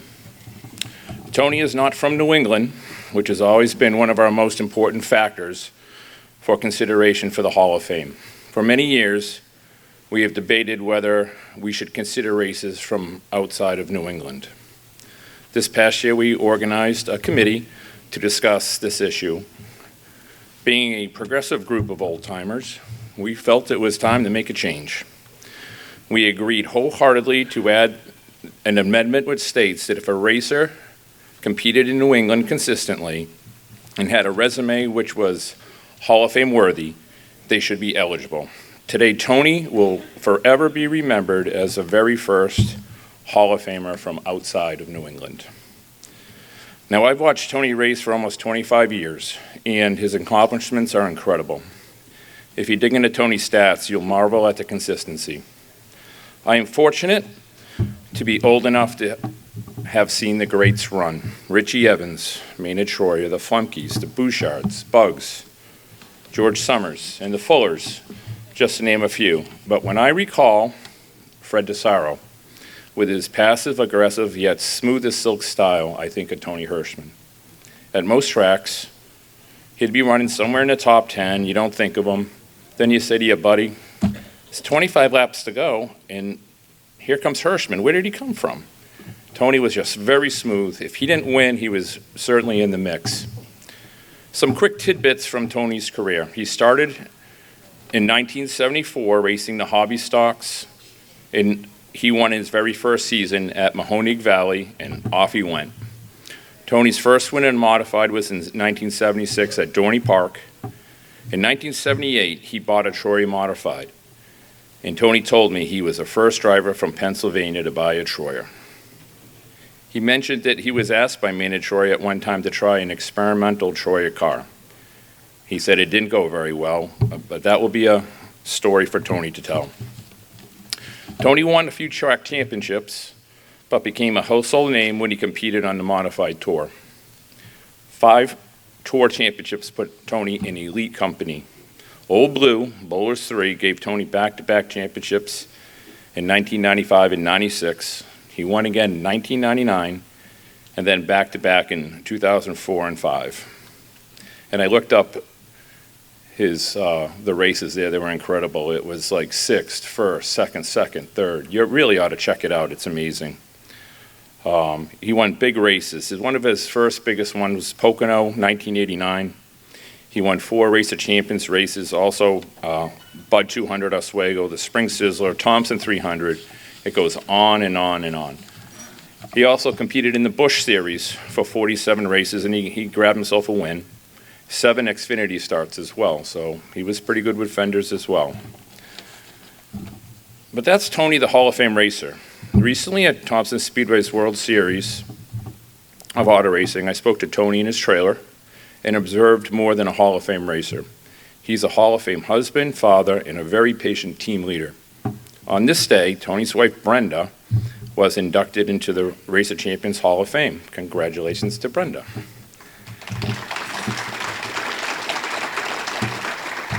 His son, I don't know if you heard of him, his name is Big Money Matt, had just won the 150-lap ROC race and was preparing for the modified tour race, which he did finish 4th. Tony's other son, Tony Jr., is presently a premier spotter in the NASCAR Cup Series with Joe Gibbs Racing. Yes, the Hirschmans are a power racing family, that's no doubt.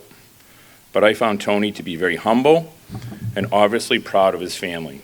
He's always working with Matt and at the task at hand. This past Saturday, I got to talk to Tony after Matt's victory at Seekonk.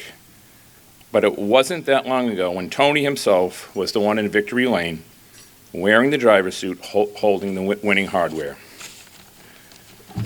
Yes, Tony is quiet and he's a good man to the core. But leave no doubt, Tony was a badass in his day. And today he's a Hall of Famer.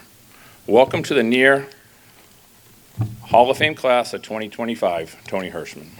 Wow, it's been 20 years since I won a championship or whatever, so I'm a little unprepared coming here today for this.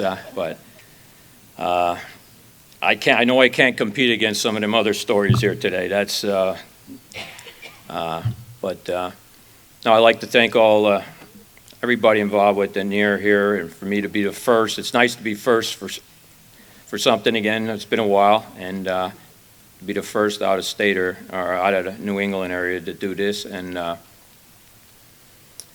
I'd like to thank all my other inductees today and everybody else. I've seen some other guys, Bush North guys here, Robbie Crouch, Bobby Dragon and stuff here. I didn't see them guys in a long time that I raced with a couple years on the Bush North series. That was an awesome series too, a tough series. But just like to thank some of the teams that I drove for that put me in this position here. I didn't win no championships with that number one car, the Tony and Debbie Vecchio number one, the red, white, and I mean that car, I run for 7 years for them on the modified tour and the Bush North series, and I never won a championship. We were close third the first year we run that series in 1989. I think I finished third. We were like 20-some points out of winning, and Stefanik won. I think Reggie was second on first year doing that, and that was like 26 races back then we run. And then the bowlers, winning 2 championships with them, run for them for 4 years with the bowlers. 1 year with, 2 years with Gary Creddy in the 25 car. We won a championship in 99. And then Bob and Tom Keeley, I started running for them in 2001. And we won 2 more championships in 04 and 05 with them. And that's where I finished out sort of my career with them. Thank all of them teams for giving me the opportunity to put me in this position right here now. I thank my wife there, just like we talked to some of the other women and stuff. I mean, she's been behind me 48 years, and now with Matt, I'm not done racing, but with Matt and stuff, and just doing everything she does for everybody in the whole team, and being inducted in the Race of Champions Hall of Fame. I'm proud of her.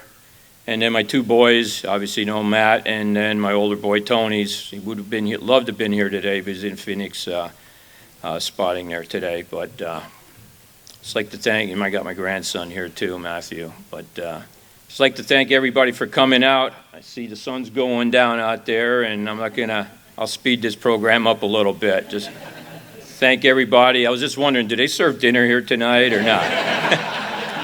So. All right, thank you. Thanks, everybody.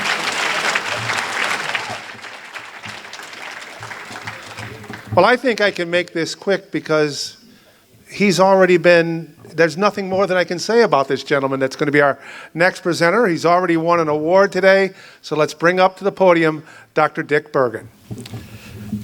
Phil Scott is the first sitting governor to be invited to join the Near Hall of Fame. I doubt there will never be another. He's also the winningest driver in the top division at the nation's site of excitement, Thunder Road Speedway. He was born in Barre, Vermont, where Thunder Road was built by Ken Squire and Lloyd Hutchins. Phil first visited the track as a 2-year-old. When he was a kid, Phil dreamed of driving racing cars. His racing began with gravity cars rolling down Barry's hills. Then it went to turning wrenches on cars driven and owned by other people. Before stock cars, he raced snowmobiles and motorcycles. That included a world-class crash in one of the snowmobiles. He's been racing cars nearly his entire life, and he's still at it. On race nights, Phil arrives at the track straight out of his office at the Capitol, wearing a white shirt and sharply pressed pants, and 2 bodyguards. He goes into his trailer, puts on his fire suit, and emerges as a changed man.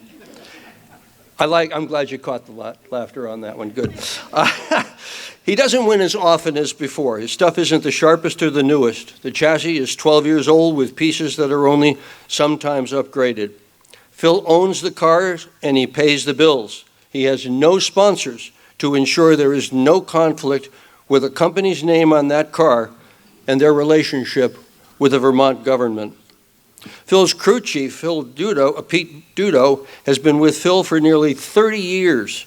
Others on the crew have helped Phil for decades. Phil Scott's a guy you'd want to be with, a good and decent man who every race night does the best he can. His stock car racing career reflects great skill and courage. Thunder Road champion 3 times. In 2002, he won the Thunder Road Championship and the Plattsburgh Championship.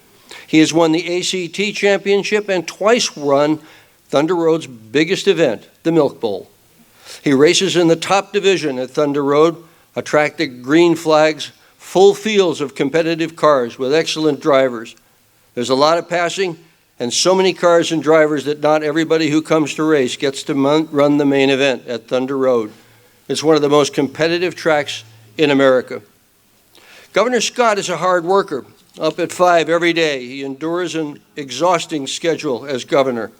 The crew prepares the race car. Phil makes most of the races at Thunder Road. He's a winner as a politician as well as a racer.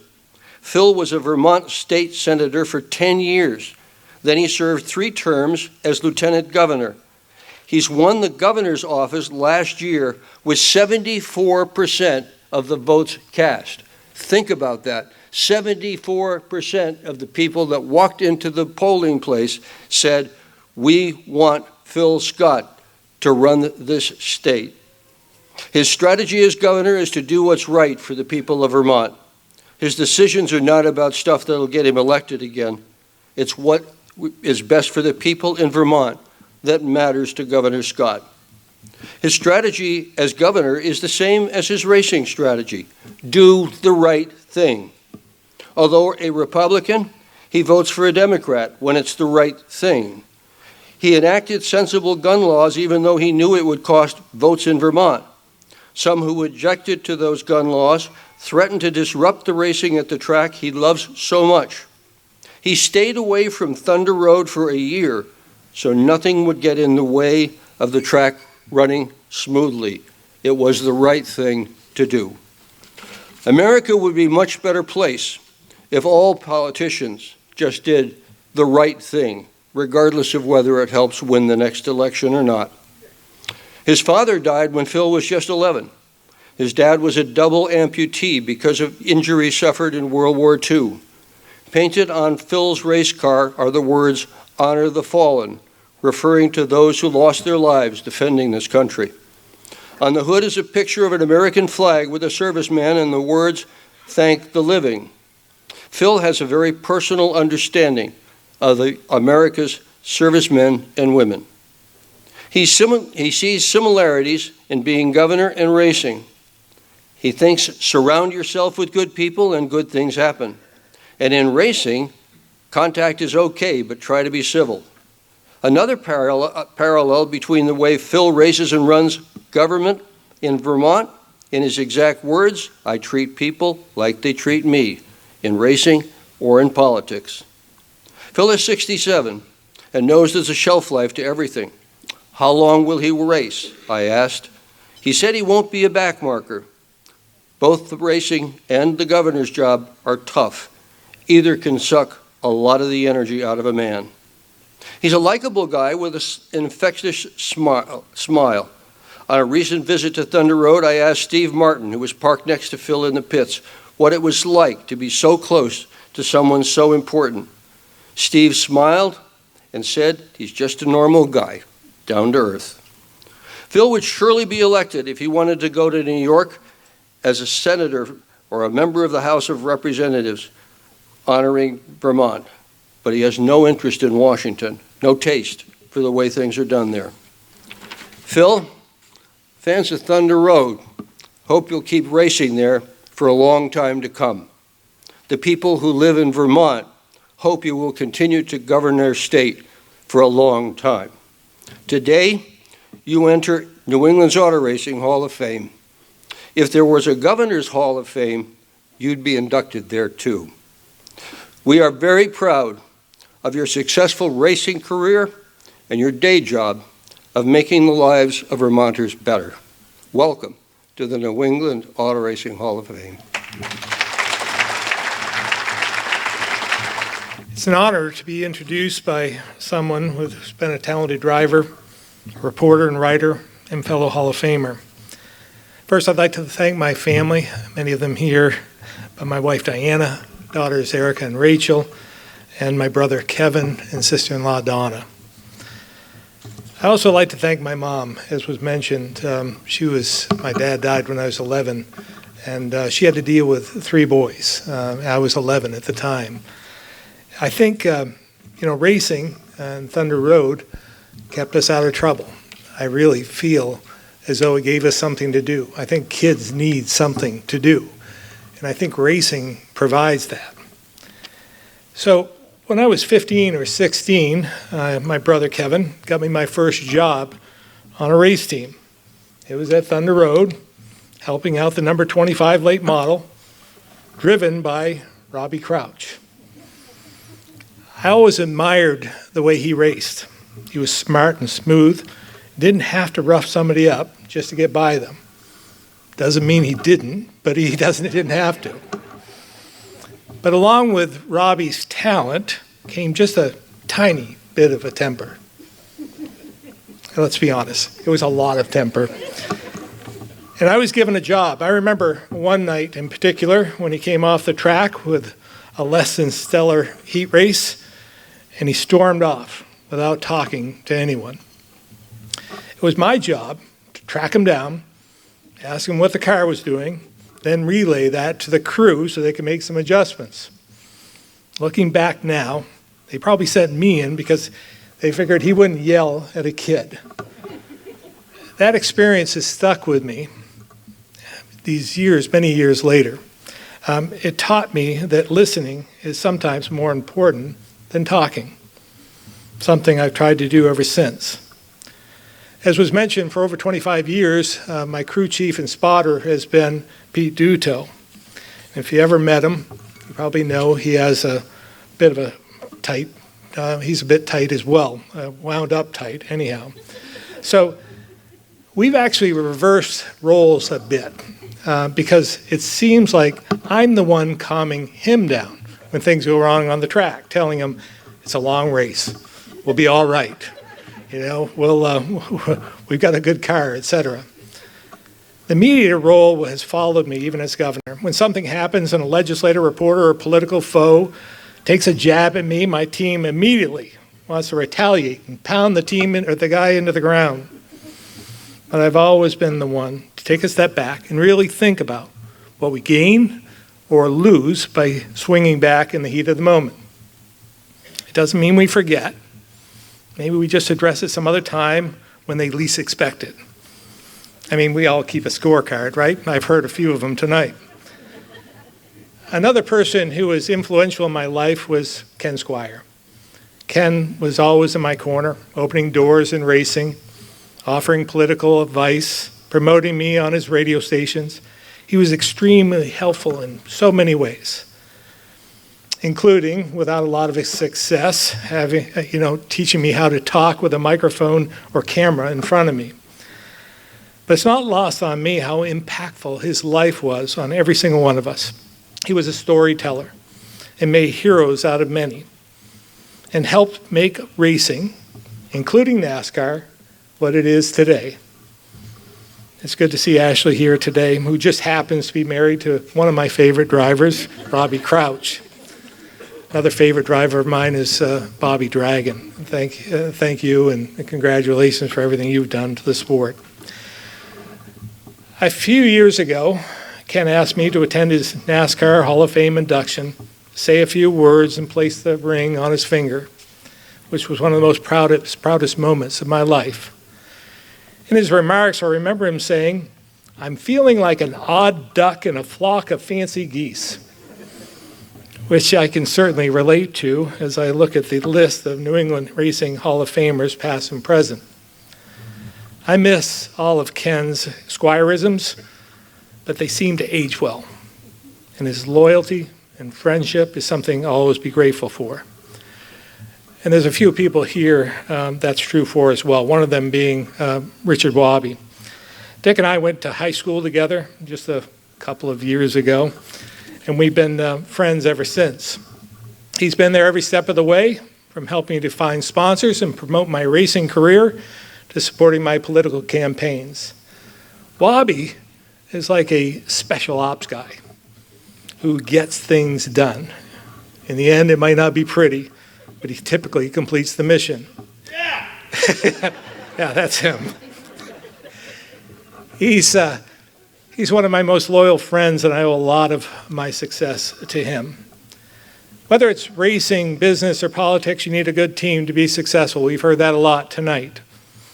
And even though we as drivers often get the accolades for winning, we're just a small piece of the puzzle, because without the team doing all the real work, success wouldn't be possible.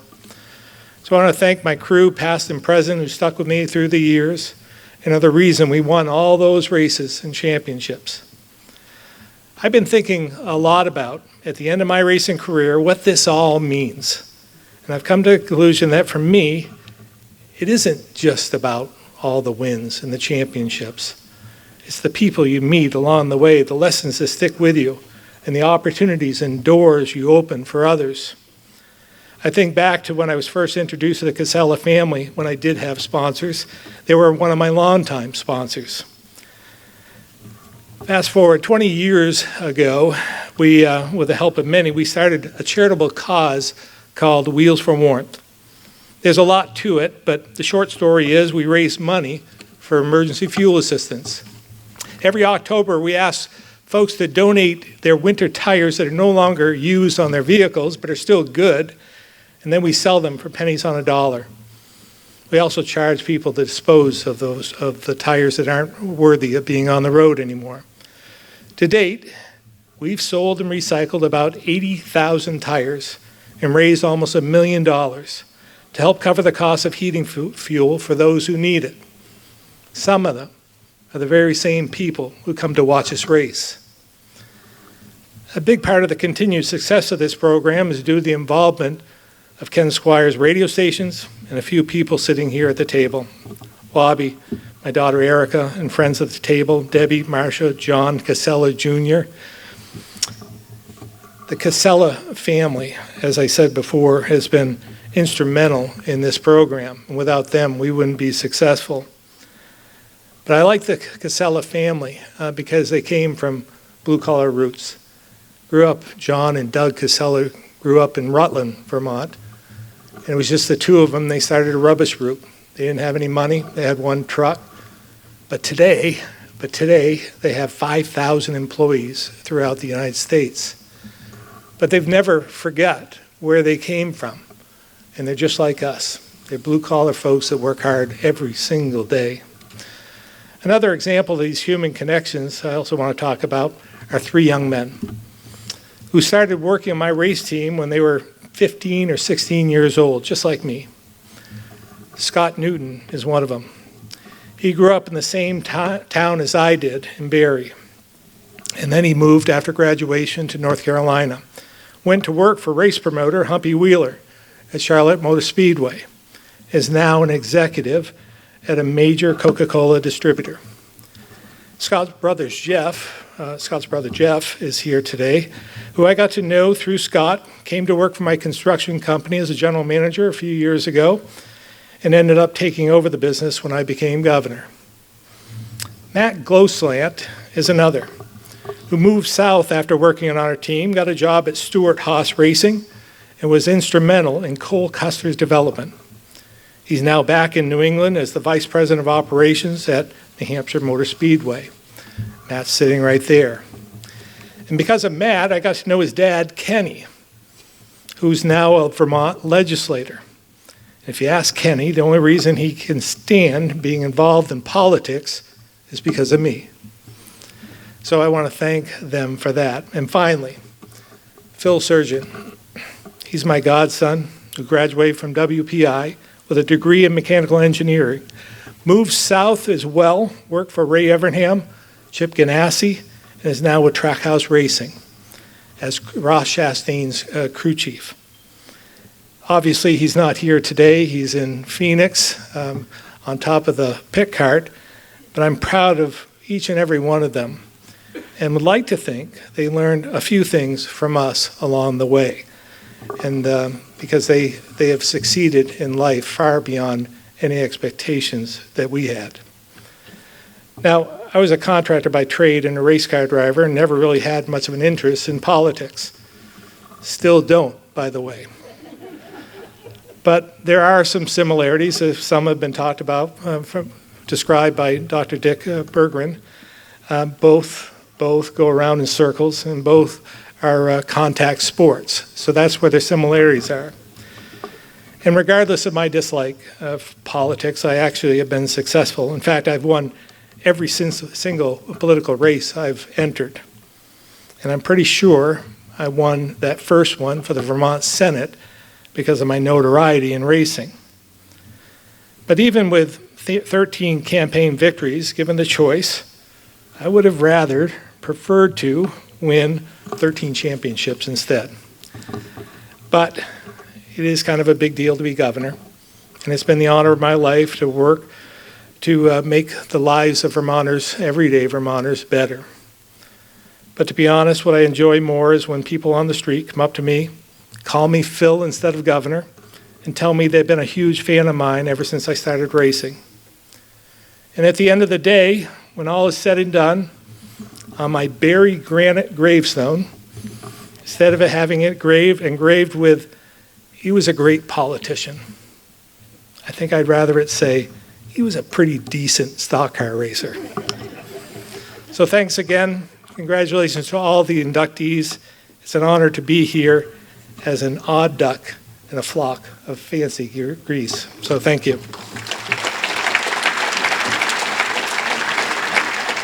Now, Mike Joy was scheduled to introduce our next inductee, but unfortunately Mike's unable to be with us today for a family medical issue. So stepping in is Skip Wilcox, who was introduced to racing by his family, making it a central part of his childhood. His father contributed to the Woodchopper Special with Ernie Gahan, a period that included memorable family milestones at Stafford Speedway. Inspired by Kenny Bouchard, Skip got involved in racing at 13, helping the Casella shop, working alongside Mike Stefanik. Stefanik encouraged Skip's involvement, letting him assist with tasks such as prepping the race cars. Skip worked with Mike Stefanik during his championship years and spent nearly 3 decades at Casella Speed, gaining experience and building lasting relationships. He and his wife Cheryl remain close supporters, traveling to many of Michael's modified and Busch North Series races in their motorhomes together with friends. He later helped restore Mike's Big Red X6 Modified for display at the NASCAR Hall of Fame and contributed to the Sid's View documentary honoring Mike Stefanik's legacy. Please welcome to the podium, Skip Wilcox. First, got to apologize for pinch hitting for Mike Joy here, so bear with me. I first want to congratulate the 2025 New England Auto Races Hall of Fame inductees, such an astounding group of people. It's such an honor for me to be standing here in front of so many of my racing idols to introduce Barry Cannell. I remember walking out of the Thompson 300 as a kid and having my favorite driver, Kenny Bouchard, walk up to me and take my Talma Construction Ted Marsh Racing number 55 modified hat off my head to autograph. And from there, I was hooked. I began in 1986 helping Mike Stefanik prepare his race cars. And at Stafford, I soon began to notice a white number 71 modified that was always fast, always up front, and was always there at the end of the race. Curiosity led me to ask Michael about this small team that was so competitive. And he said, well, they have a good driver, they have Hutter Motors, and the crew chief is Barry Cannell. And he is one of the best there is out there. And that was my introduction to Mr. Barry Cannell. Working at Casella Speed, one of the perks I had was listening to stories from Barry when he used to call for parts. From partying with Richie Evans after the races, in the parking lot of Riverside Park, to how great Mike Stefanik was behind the wheel, to how calm, cool, and collective Tony Hirschman was. Another story that I always got a kick out of was when he told Teddy Christopher over the radio that if he hit one more thing on the track, he was going to NASCAR and have him black flagged. Affectionately dubbed Sarge by the late Richie Evans, Barry has had a tremendous impact on many of New England's finest racers. Barry won races up and down the East Coast. His success was seen in huge wins at Martinsville, Virginia, Nazareth, Pennsylvania, Flemington Speedway, New Jersey, New Hampshire Motor Speedway, and countless numbers of racetracks in between. Barry worked closely with 4, and as of today 5, New England Auto Racing Hall of Fame drivers. Through Barry's many achievements and successes, he was never one to bask in the limelight. Instead, he could be found mentally preparing for the next race. Barry actually spent time in the driver's seat while drag racing.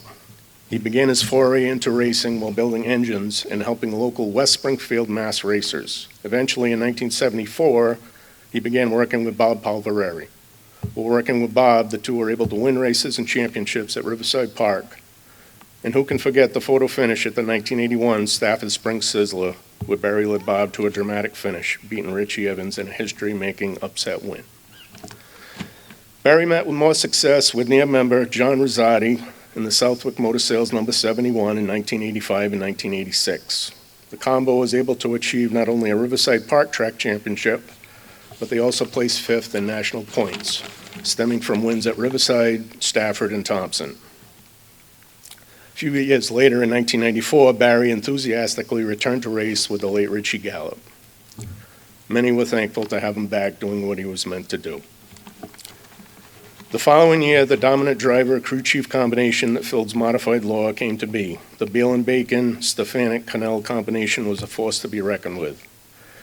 Together, they won virtually everything known to the modified community. Barry led the formidable and meticulously prepared Burnham Boilers X6 to championships in 1997 and 1998. Together, they set lap records, pole awards, and race wins in a single year. They also broke Richie's record for most wins in a single season.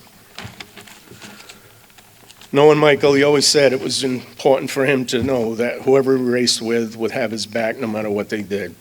They were struggling a race at Loudon once, and Barry asked Michael over the radio when the caution come out what he wanted to do. Michael responded, "How about we disconnect the sway bar?" Something you don't normally do. Barry responded, "Okay, if that's what you want to do, we'll do it." Then and there, knew Michael Barry had his back. They were truly a team, and their trust and admiration for each other was mutual. Barry could fix anything. Once, after bending a valve, after a practice crash, Barry come up with a tool, or a gadget, as he called it, to straighten that titanium valve well enough to win another race at Loudon. Quite incredible and a testament to Barry's mastery. Barry teamed with car owner Gary Creddy in 1999, winning another Modified Tour championship with another legend, Tony Hirschman. This gave Barry his 3rd consecutive Tour championship. In 2001, Barry joined the Superfun team of Mystique Motorsports with driver and near member Ted Christopher. Together, the team took the NHMS Modified Track Championship and countless wins at other tracks throughout the year. Going into the last race of the season, the team was leading the Modified Tour points with a championship at their fingertips. Unfortunately, the team finished 2nd in points due to Ted crashing out early in the race. Sarge let Ted know in no uncertain terms of his disappointment. Then in 2006, Barry joined Flamingo Motorsports, the number 16 modified with Sly Zabin, to help Michael achieve his 7th NASCAR Whelen Modified Tour championship. Barry also helped start a young Joey Logano's career when running a modified at New Smyrna, as well as fielding a car for Tony Stewart at Thompson Speedway. After Barry's retirement from racing, he can be found spending time in his garage, working on and helping friends and others on their classic cars and hot rods. Barry's exquisite craftsmanship can also be seen in Bob Palvareri's trophy room in his home. At Bob's request, Barry built a magnificent and unique lengthways car virtually coming out of the wall. It's made to spec with actual modified parts.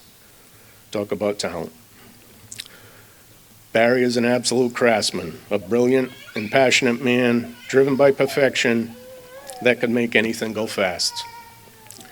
Laura, even that armored tank he was going to build you to race would have won a ton of races. On September 6, 2019, Cheryl and I went to dinner with Michael and Julie Stefanik to celebrate Julie's birthday. Conversation, as usual, turned to racing. It was that year that Michael felt fortunate to have been afforded the opportunity to vote for the members of the following year class. We talked about the responsibility of how and why his vote would be made. Michael looked at me and said, "We need to get Barry in." I laughed and said, "You're going to be the guy that gets him in. I'm a nobody." Michael cemented the fact that getting Barry in would be our next project. Just 9 days later, Michael died in an airplane crash. That conversation stuck with me. I'm certain today Michael is quite happy and pleased for our friend. And with that, here I am, the nobody who is honored to introduce Barry Cannell as a 2025 New England Auto Races Hall of Fame inductee. Come on up, Sarge. Hi, everybody. First, I'd like to thank a couple people. I'd like to thank NEAR for this great honor. I really appreciate it. I would like to congratulate all the inductees of this year's class. I also like to say thank Skip and his wife, Cheryl, for all their help. Now, why am I here? As a crew chief, a chassis builder, or mechanic? I don't know. I think I'm going to come in for surrounder. What the hell does that mean? Let me see if I can explain it. I'm going to start with the list of drivers that I've had. Bob Polvaleri, John Rosati, Richie Gallup. I really got to thank his family for getting me back into racing. Mike Stefanik, Tony Hirschman, Teddy Christopher. I was lucky to have some great car owners that let me do what I needed to do for the cars. Bob Polvaleri, Ronnie Young, Charlie Bacon, Pete Beal, Gary Creedy, and Jimmy Galante. I need to thank my crew. There's been 45 or 50 of them over my career. I've had good machinists, welders, fabricators, mechanics, tire guys, tire changers, jackmen, and gasmen. These guys are the heart and soul of a race team. Without these guys, I wouldn't be here. I have to thank my friend, engine builder Tony Carante. There's not a better engine builder around. So with that said, the old saying, you are as good as the people you surround yourself with. That's my list. And I got to add two more. My wife Janet and my daughter Laura. Thank you.